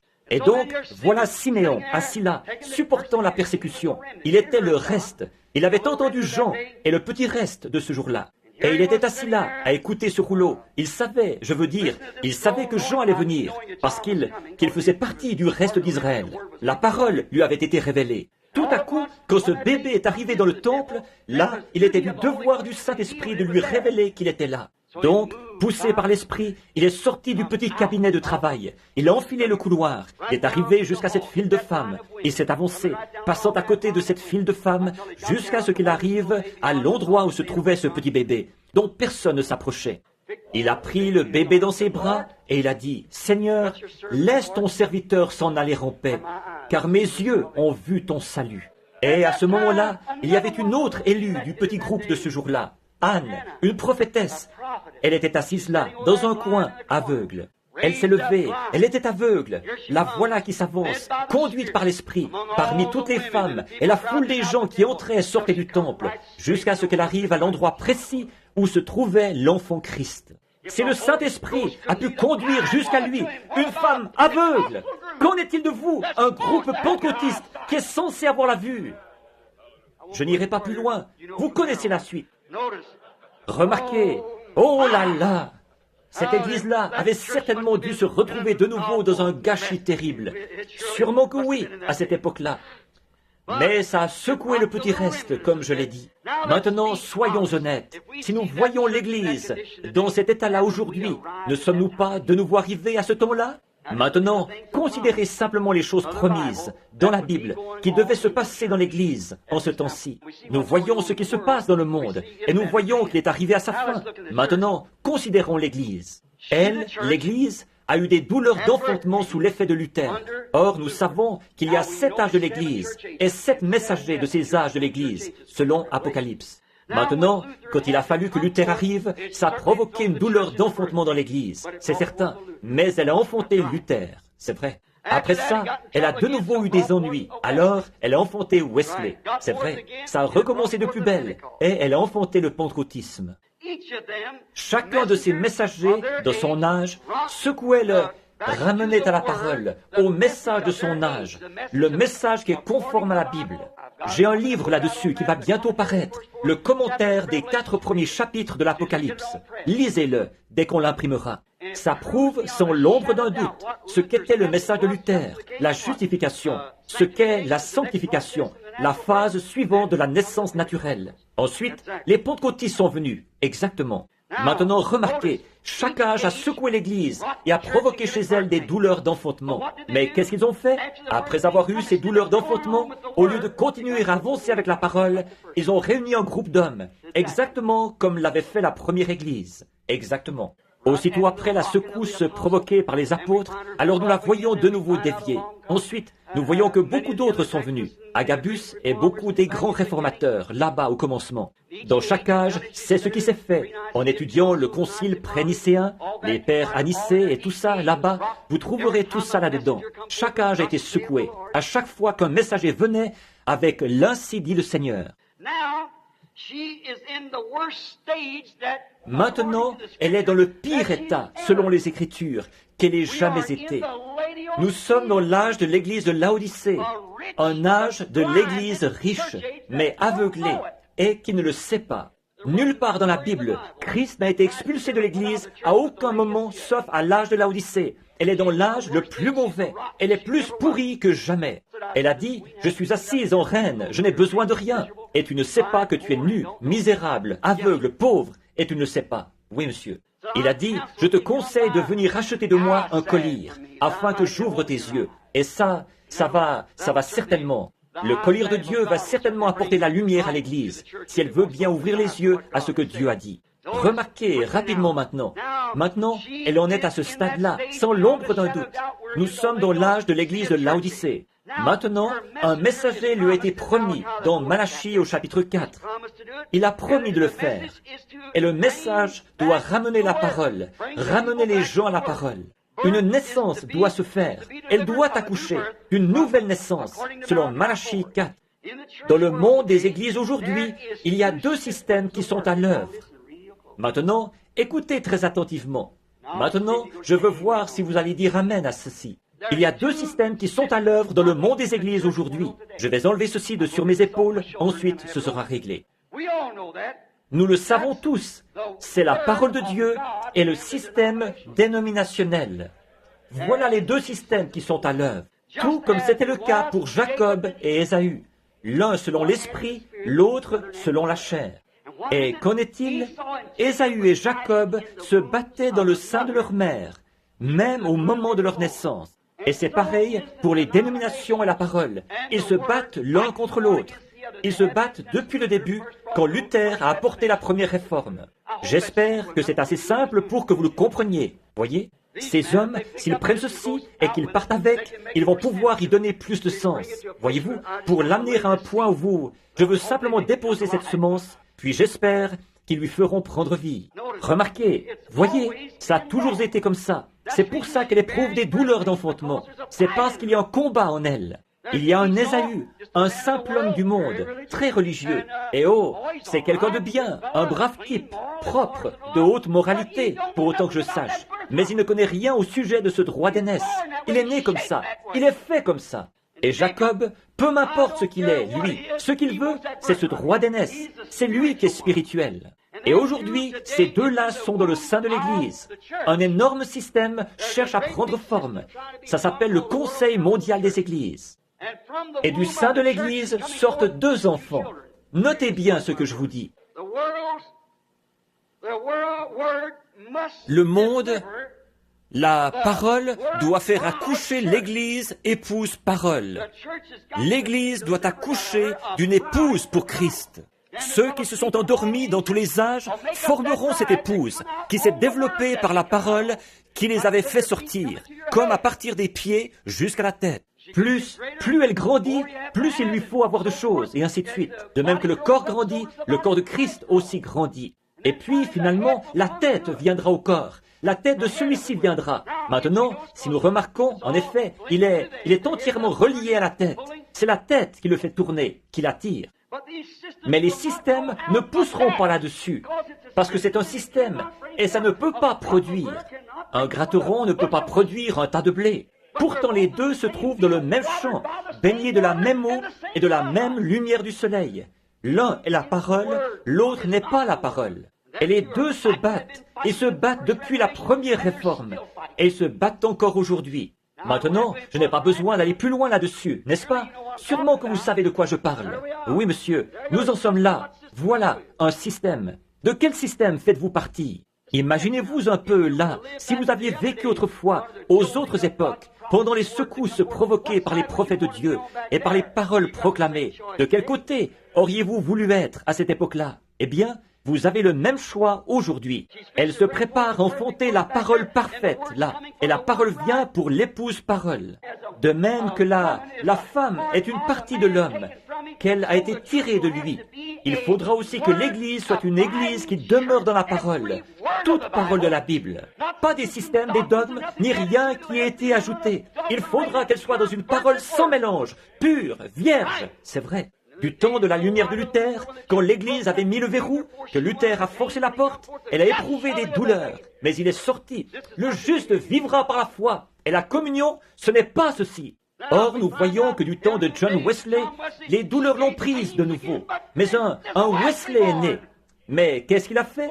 Il est retourné tout de suite. Il a fait comme sa mère. Ensuite, du temps des pentecôtistes, vos pères et vos mères sont sortis de cette chose-là, et il la haïssait. Il sortait dans la rue. Votre mère n'avait même pas de bas. Elle battait une vieille boîte de conserve. Elle parlait du baptême du Saint-Esprit, une vieille guitare à la main. Il restait là, sur les voies des tramways. Il passait la nuit en prison. Et nous sommes tellement guindés, nous sommes retournés tout droit dans une organisation, et nous nous sommes installés dans le même bourbier. Ils ont ramené leurs enfants là même d'où ils étaient sortis. Ils se retourneraient dans leur tombe. Ils auraient honte de vous. Je sais que c'est dur à entendre, mais c'est la vérité. Vous dites, je pensais que vous aimiez les gens. Si l'amour n'est pas correctif, alors comment peut-on produire l'amour? L'amour est correctif. Oui, j'aime le monde. J'ai du zèle pour l'Église de Dieu. Et de voir ces systèmes qui la tiennent asservie à des dogmes, qui tombent dans pourriture. Dieu a beau déclarer que sa parole est la vérité, eux, ils continuent à s'accrocher à ça quand même. Amen. C'est vrai. Vous savez que c'est la vérité, frères, sœurs. C'est tout simplement ça. C'est la façon toute simple de le dire. Ce n'est pas une analyse du grec et tout ça, mais c'est une analyse et une démonstration du bon sens. Sûrement que vous pouvez comprendre ça. 2 et 2 font 4, voyez? Donc nous savons que c'est vrai. Maintenant, il faut que la parole produise l'épouse. Mais l'ancien système doit demeurer conforme au type. Il doit produire un Ésaü qui a vendu son droit d'aînesse. Je vais lancer quelque chose, je le sens. J'espère que vous ne me prenez pas pour un fou. Mais si j'en suis un, laissez-moi tranquille. Je me sens bien comme ça. Je suis mieux comme ça que comme j'étais avant. Je suis peut-être fou aux yeux du monde. Je sais où j'en suis. Je sais à quoi m'en tenir.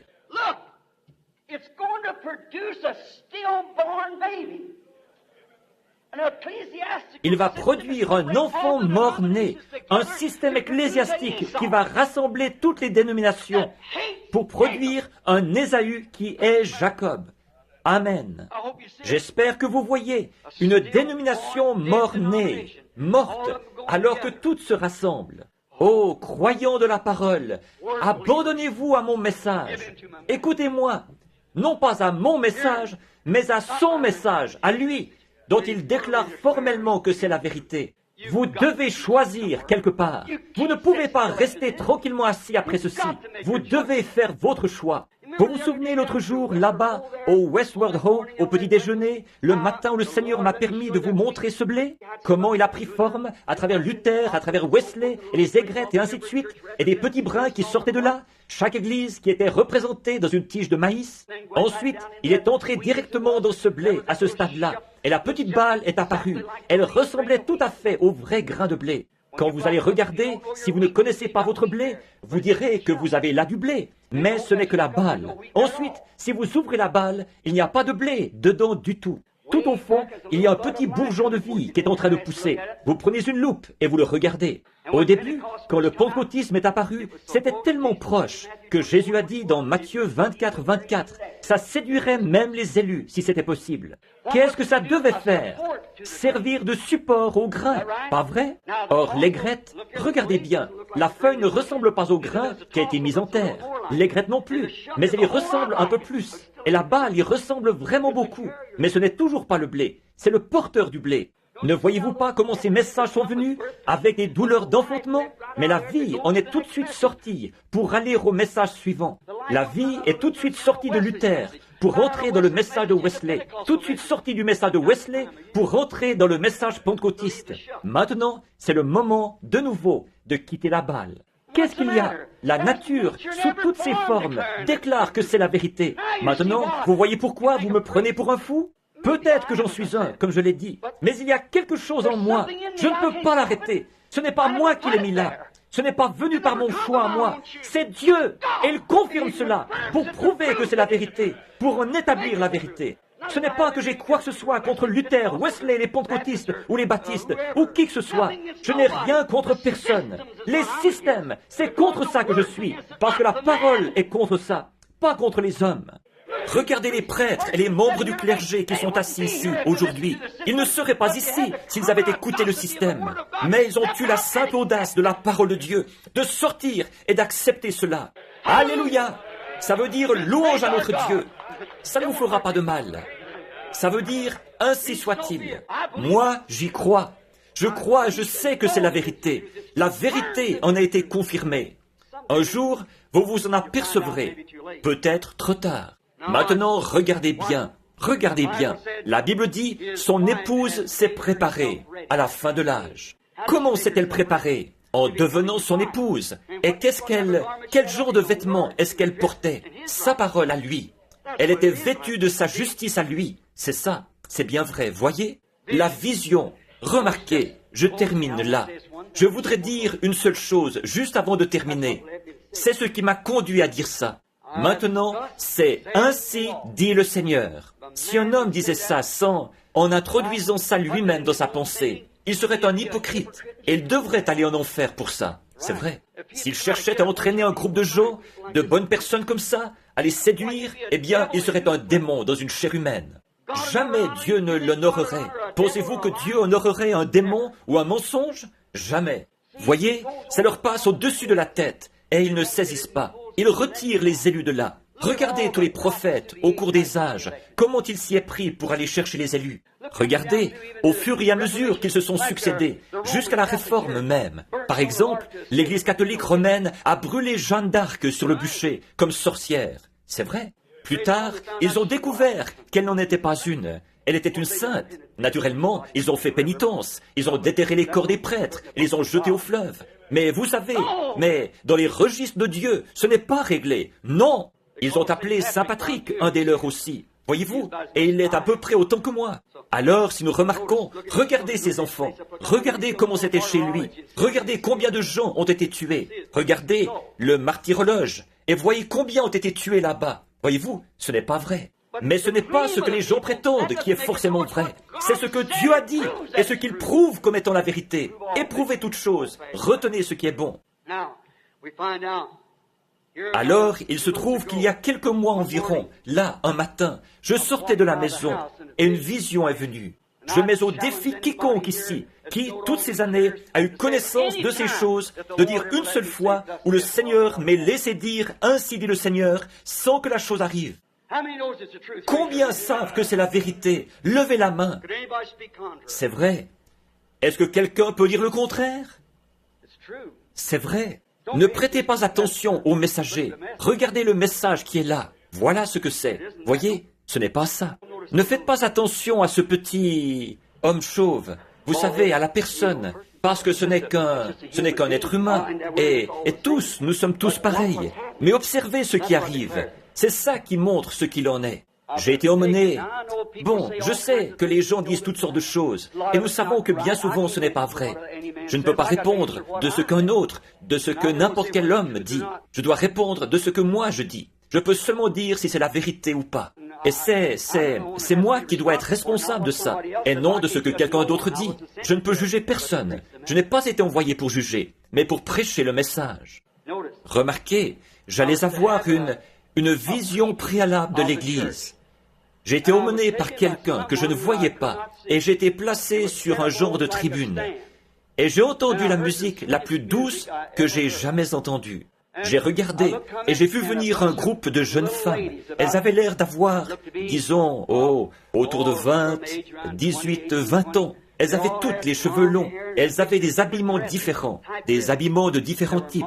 Elles marchaient au pas de cette musique, de façon tout à fait parfaite. Elles sont arrivées à ma gauche, et elles s'en allaient dans cette direction-ci, et je les observais. Alors j'ai regardé pour voir qui était celui qui me parlait, et je n'ai vu personne. Ensuite, j'ai entendu une musique de rock'n'roll qui se rapprochait. Et quand j'ai regardé à ma droite, voici, j'ai vu venir dans cette direction-ci, les églises du monde. Chacune d'elles portait sa bannière, celle de l'endroit d'où elle venait. Quelques-uns des spécimens les plus sales que j'ai jamais vus de ma vie. Et quand l'église américaine est arrivée, c'était pire que tout ce que j'ai jamais vu. Le Père Céleste est mon juge. Elle portait ses jupes d'un blanc grisâtre, du genre que portent les serveuses de bar. Il n'y avait rien à l'arrière, ici. Elle tenait un genre de morceau de papier grisâtre. C'était comme si elle dansait le hula, maquillée, les cheveux coupés courts, en fumant la cigarette et en se trémoussant, pendant qu'elle marchait au rythme du rock'n'roll. Et j'ai dit, est-ce que c'est ça l'Église des États-Unis? Et la voix dit, oui, c'est ça. Et quand elle défilait, elle devait tenir ça comme ceci, mettre le papier derrière elle quand elle défilait. Je me suis mis à pleurer. Je me suis simplement dit, tout mon travail, et tout ce que j'ai fait, et tout ce que nous, ministres, avons fait ensemble comme travail. Frère, je ne sais pas jusqu'à quel point vous croyez à ces visions, mais pour moi, c'est la vérité. Elles se sont toujours avérées justes. Quand j'ai vu ça, et en sachant ce qui était en train de se passer, mon cœur a failli se briser au-dedans de moi. Qu'est-ce que j'ai fait? Comment ai-je échoué? Je m'en suis tenu strictement à la parole, Seigneur. Alors, comment ai-je pu? J'ai pensé, pourquoi est-ce que tu m'aurais donné une vision il n'y a pas longtemps, où je me suis vu là-bas? Et j'avais dit, eh bien, est-ce qu'ils devront être jugés? Il avait dit, le groupe de Paul aussi. J'ai dit, j'ai prêché la même parole que lui. Les hommes d'affaires chrétiens en ont publié l'article. Alors j'ai dit, pourquoi en est-il ainsi? J'ai vu ce groupe de prostituées qui défilaient comme ça, toutes vêtues comme ça, et qui s'appelait l'Église de Miss USA. J'ai tout simplement perdu connaissance. Un moment après, là, j'ai entendu cette musique très douce qui revenait. Et voici, la même petite épouse est repassée. Il a dit, mais voici celle qui en est sortie. Et quand elle est passée, elle était exactement comme celle qui était passée au commencement. Elle marchait au pas de la musique, de la parole de Dieu. Elle défilait. Et quand j'ai vu ça, je me suis tenu là, les deux mains en l'air, en train de pleurer, comme ça. Quand je suis revenu à moi, j'étais là-bas, debout sur mon perron, en train de regarder de l'autre côté du champ. Qu'en est-il? Elle devra être la même épouse, la même espèce, bâtie à l'aide du même type de matériaux que celle du commencement. Maintenant, lisez Malachie 4. Voyez si nous ne sommes pas censés avoir un message dans les derniers jours qui ramènera les cœurs des enfants vers les pères, les ramènera au message pentecôtiste originel, parole sur parole. Frères, nous en sommes là. Or, cette Église est censée recevoir un signe, son dernier signe. Nous constatons ici, dans l'Écriture, nous voyons là, voyez-vous, les grandes douleurs de l'enfantement qui sont éprouvées en cet âge de l'Odyssée. Elle naît. Leur Église est en train de naître de nouveau. Non pas, il n'y aura plus une seule organisation. N'importe qui sait que chaque fois qu'un message était proclamé, demandez aux historiens. Après qu'un message était proclamé, une organisation en sortait. Oh, Alexandre Campbell, tous les autres, Martin Luther et tout, on en faisait une organisation. D'habitude, un message ne dure qu'à peu près 3 ans, un réveil. Celui-ci dure depuis 15 ans, et il n'en est sorti aucune organisation. Pourquoi? La Balle a été la dernière. Nous sommes à la fin. Vous voyez les douleurs de l'enfantement? Vous voyez ce qu'il y a? Un reste seulement en sortira. Un reste seulement en sortira. Et c'est pour ça que je crie, que je peine, que j'insiste et que je renonce à me concilier les bonnes grâces de tout homme de cette terre pour trouver grâce devant Dieu et que je continue simplement à avancer dans sa parole. Les douleurs l'ont prise. C'est ça qu'il y a.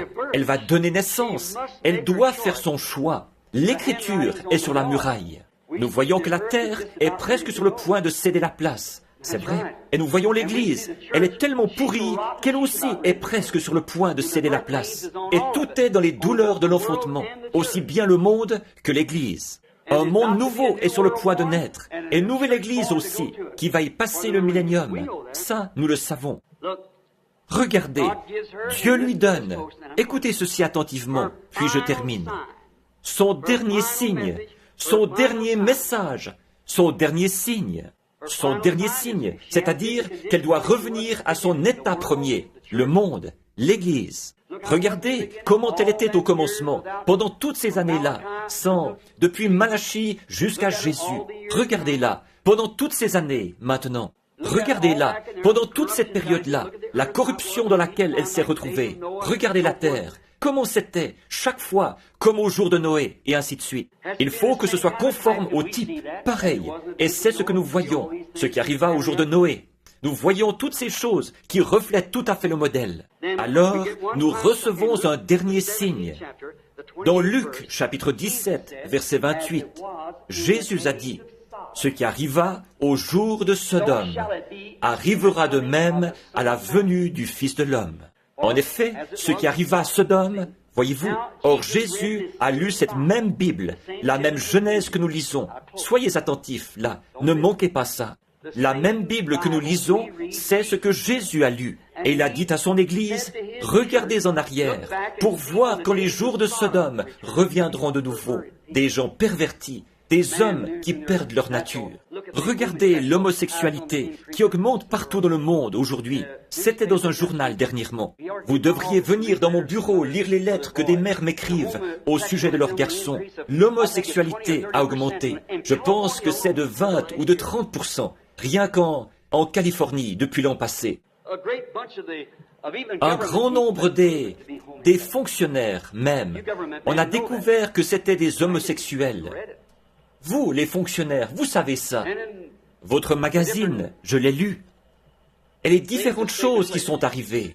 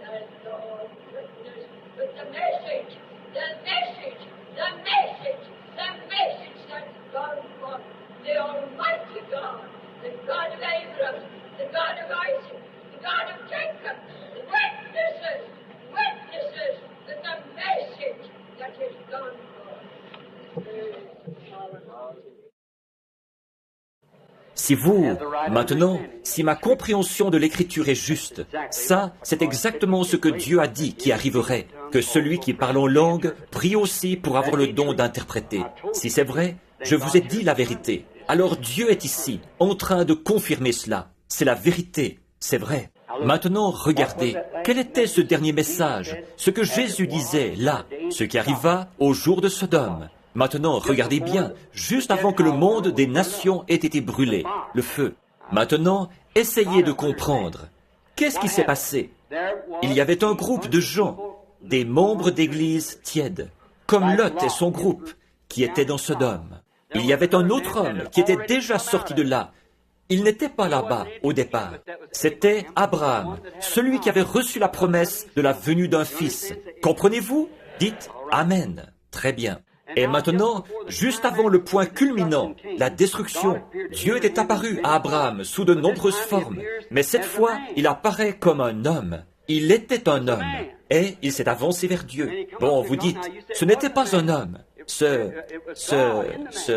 C'était Dieu dans l'homme. Abraham l'a appelé Elohim. C'était un homme. Et regardez, il s'est assis, le dos tourné à la tente, et il a dit, « Où est Sarah, ta femme ?» Il a dit, « Elle est dans la tente, derrière toi. » Il a dit, « Je vais te visiter à la période de la vie, selon la promesse que je t'ai faite. » Et Sarah rit. Et il a dit, « Pourquoi Sarah a-t-elle ri ?» Voyez? Or ça, c'est ce qui se passait à cette époque-là. Juste pour vous montrer le dernier signe qu'a vu Abraham, le groupe élu, qui avait été retiré de là, qui n'était pas dans Sodome. Maintenant, quoi que vous fassiez, ne manquez pas cette parabole-ci. Le groupe qui avait été retiré de là, qui n'était pas dans Sodome au départ, mais 2 des anges sont descendus dans Sodome. Et quand ils sont arrivés là-bas, nous y trouvons Lot. et il l'a trouvé dans un état rétrograde. C'étaient tous des homosexuels, des perversions de toutes sortes. Vous connaissez l'histoire. Mais il y en avait un qui était resté avec Abraham. C'était Elohim. Ils ont prêché la parole là-bas. La prédication de la parole les a frappés d'aveuglement. Et ils n'arrivaient pas à trouver la porte. Voilà ce qu'il y a aujourd'hui. Mais celui qui était avec le groupe qui s'était retiré, il a opéré un miracle devant Abraham pour montrer qui il était et qu'il était avec Abraham. Il a dit, pourquoi Sarah a-t-elle ri au sujet de ce bébé? Et Sarah est venue et elle a dit qu'elle n'avait pas ri. Et il a dit, au contraire, tu as ri. Et il l'aurait tuée sur le champ si elle n'avait pas été une partie d'Abraham. De même, Dieu nous tuerait si nous n'étions pas une partie de Christ.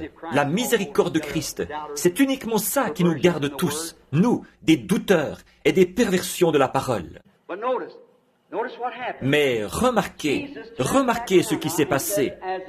Jésus se retourne maintenant et il dit, ce qui arriva au jour de Lot arrivera de même au temps de la fin, quand le Fils de l'homme commencera à se révéler. Voyez, Fils de l'homme, dans la Bible, c'est toujours un prophète. Voyez, il est venu sous 3 noms de fils. Fils de l'homme, Fils de Dieu, Fils de David. Voyez? Et il a exprimé son nom, Fils de l'homme, parce que c'est cette œuvre-là qu'il accomplissait, celle d'un prophète, d'un voyant. Il a dit, aux jours qui seront comme du temps de Noé, quand le Fils de l'homme commencera à se révéler, là ce sera le temps de la fin. Maintenant, réfléchissons un petit instant.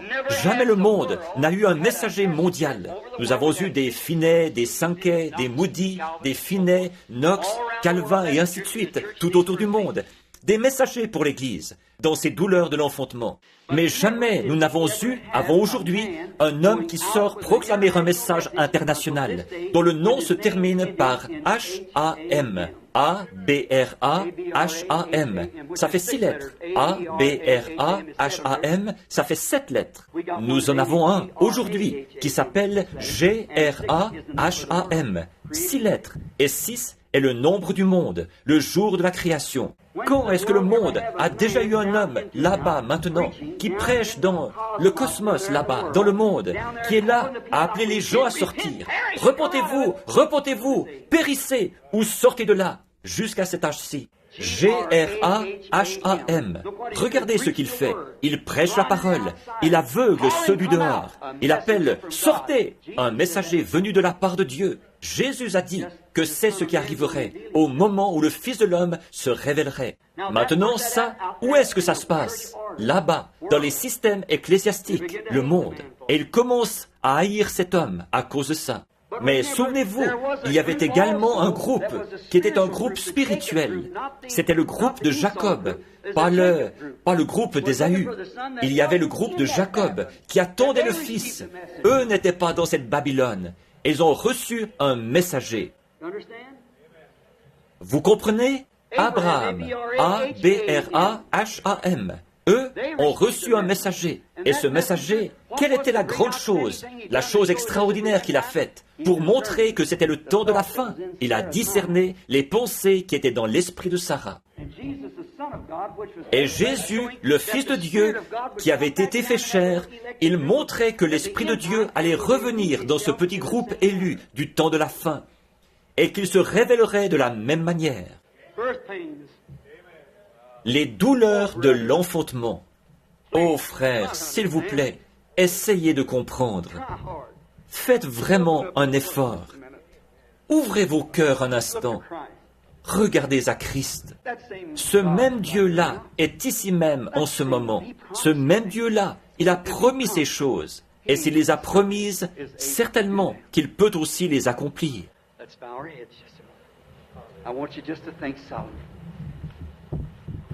Courbons la tête un petit instant. Je voudrais que vous réfléchissiez sérieusement. Père, c'est entre tes mains maintenant. J'ai fait tout ce que j'ai pu. Je te prie d'aider les gens à comprendre. La semence a été plantée. Verse de l'eau, l'Esprit sur elle, Seigneur, et arrose-la pour ta gloire. Si j'ai fait une erreur, Seigneur, ce n'était pas mon intention. Je te prie, ô Dieu, d'interpréter cela comme il se doit. dans leur cœur, afin qu'ils voient et qu'ils comprennent. Accorde-le, Seigneur. C'est au nom de Jésus que je fais cette prière. Amen. Que le Seigneur vous bénisse. Je vous aime. Ce Dieu qui a prêché cette parole, ce Dieu qui est responsable de cette parole, je ne suis responsable que de la prononcer. C'est lui qui doit la vivifier. Ce même Dieu-là est ici. Maintenant, combien dans l'auditoire ont un besoin? Levez la main. Est-ce qu'il a promis de faire ces choses dans les derniers jours? Maintenant, regardez-moi. Or, c'est comme Pierre et Jean qui ont dit « Regarde-nous », comme si, voyez, c'est ce qu'il lui a dit.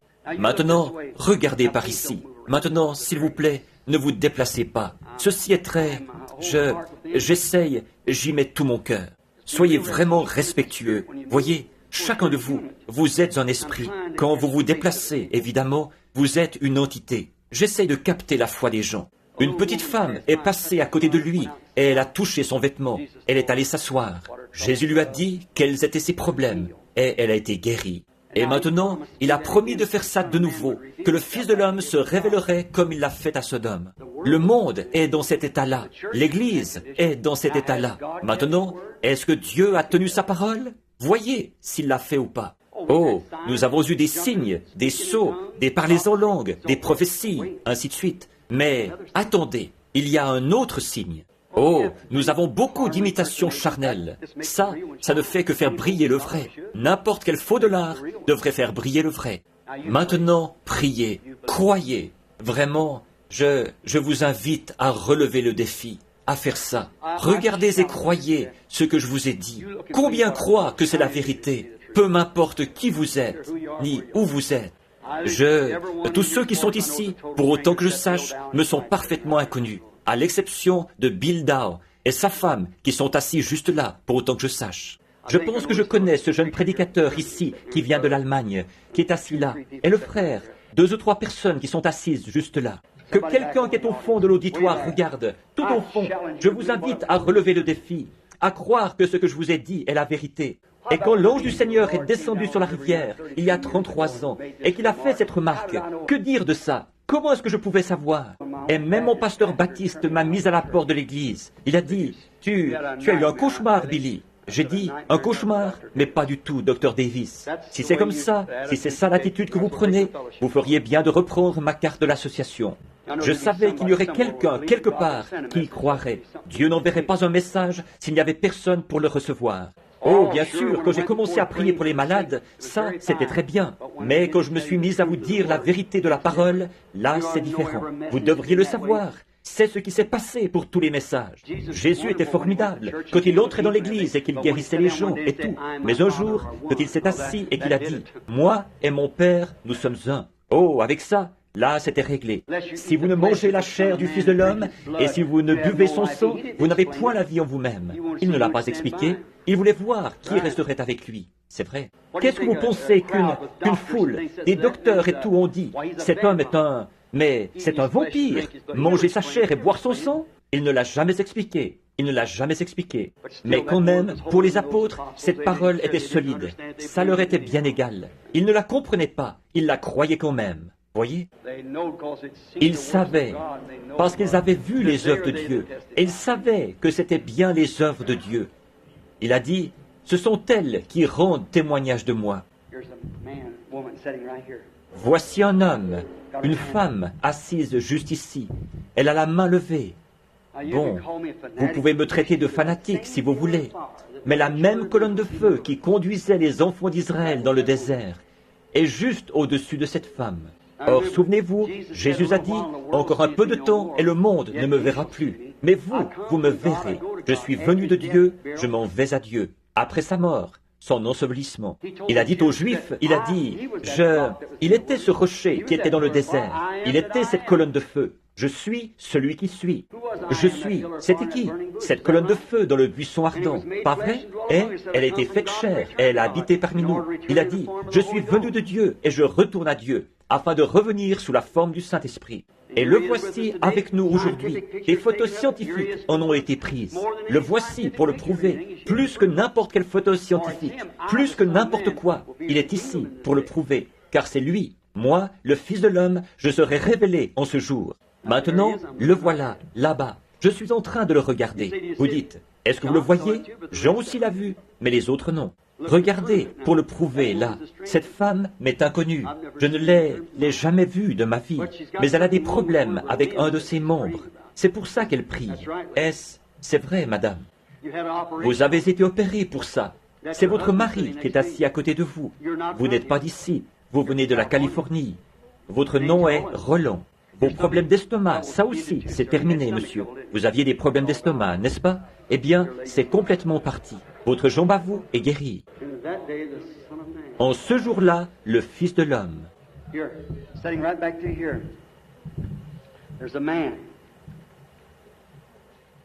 Tenez, assis par ici, juste là, il y a un homme. C'est un homme de couleur. Il a un problème avec ses yeux. Il est... Oui, son travail, ce qu'il fait, c'est quelque chose en rapport avec une voiture. Il polit les voitures. Il applique la cire sur les voitures. C'est exact. Votre vue baisse beaucoup, c'est vrai. Vous venez d'entrer dans la foi, n'est-ce pas? Une chose très étrange vous est arrivée. Votre prénom est Fred. C'est exact. Votre nom de famille est Cohn. C'est exact. Croyez-vous maintenant? Alors, vous n'aurez plus de problème avec vos yeux. Je n'avais jamais vu cet homme de ma vie. L'homme qui est juste derrière, là, il n'est pas d'ici non plus. Il vient de la Californie. Il a des problèmes de dos. Monsieur Owens, c'est bien vous. Le Seigneur Jésus vous rétablit. Je n'ai jamais vu cet homme de ma vie. Je ne sais rien de lui. Je ne fais que suivre cette lumière à mesure qu'elle se déplace. Si vous pouvez le croire, tout est possible à ceux qui croient. Le jeune homme, assis ici, il a une hernie, il porte des lunettes et un complet gris. Fred, Dieu te guérit si tu le crois. Est-ce que tu veux l'accepter? Très bien. Je ne l'ai jamais vu de ma vie. Madame Holden, assise un peu plus loin, vous souffrez d'un problème aux yeux. Je ne connais pas cette femme, je ne l'ai jamais vue de ma vie, mais c'est vrai. Voyez, si vous pouvez le croire. Pourquoi pleurez-vous, petite sœur? Vous souffrez d'une dépression nerveuse, d'une bronchite, de problèmes cardiaques. Croyez-vous que Dieu va vous rétablir? Assis sur le siège au bout, là-bas. Si vous croyez de tout votre cœur, Jésus-Christ vous rétablira. Toute cette nervosité s'en ira de vous.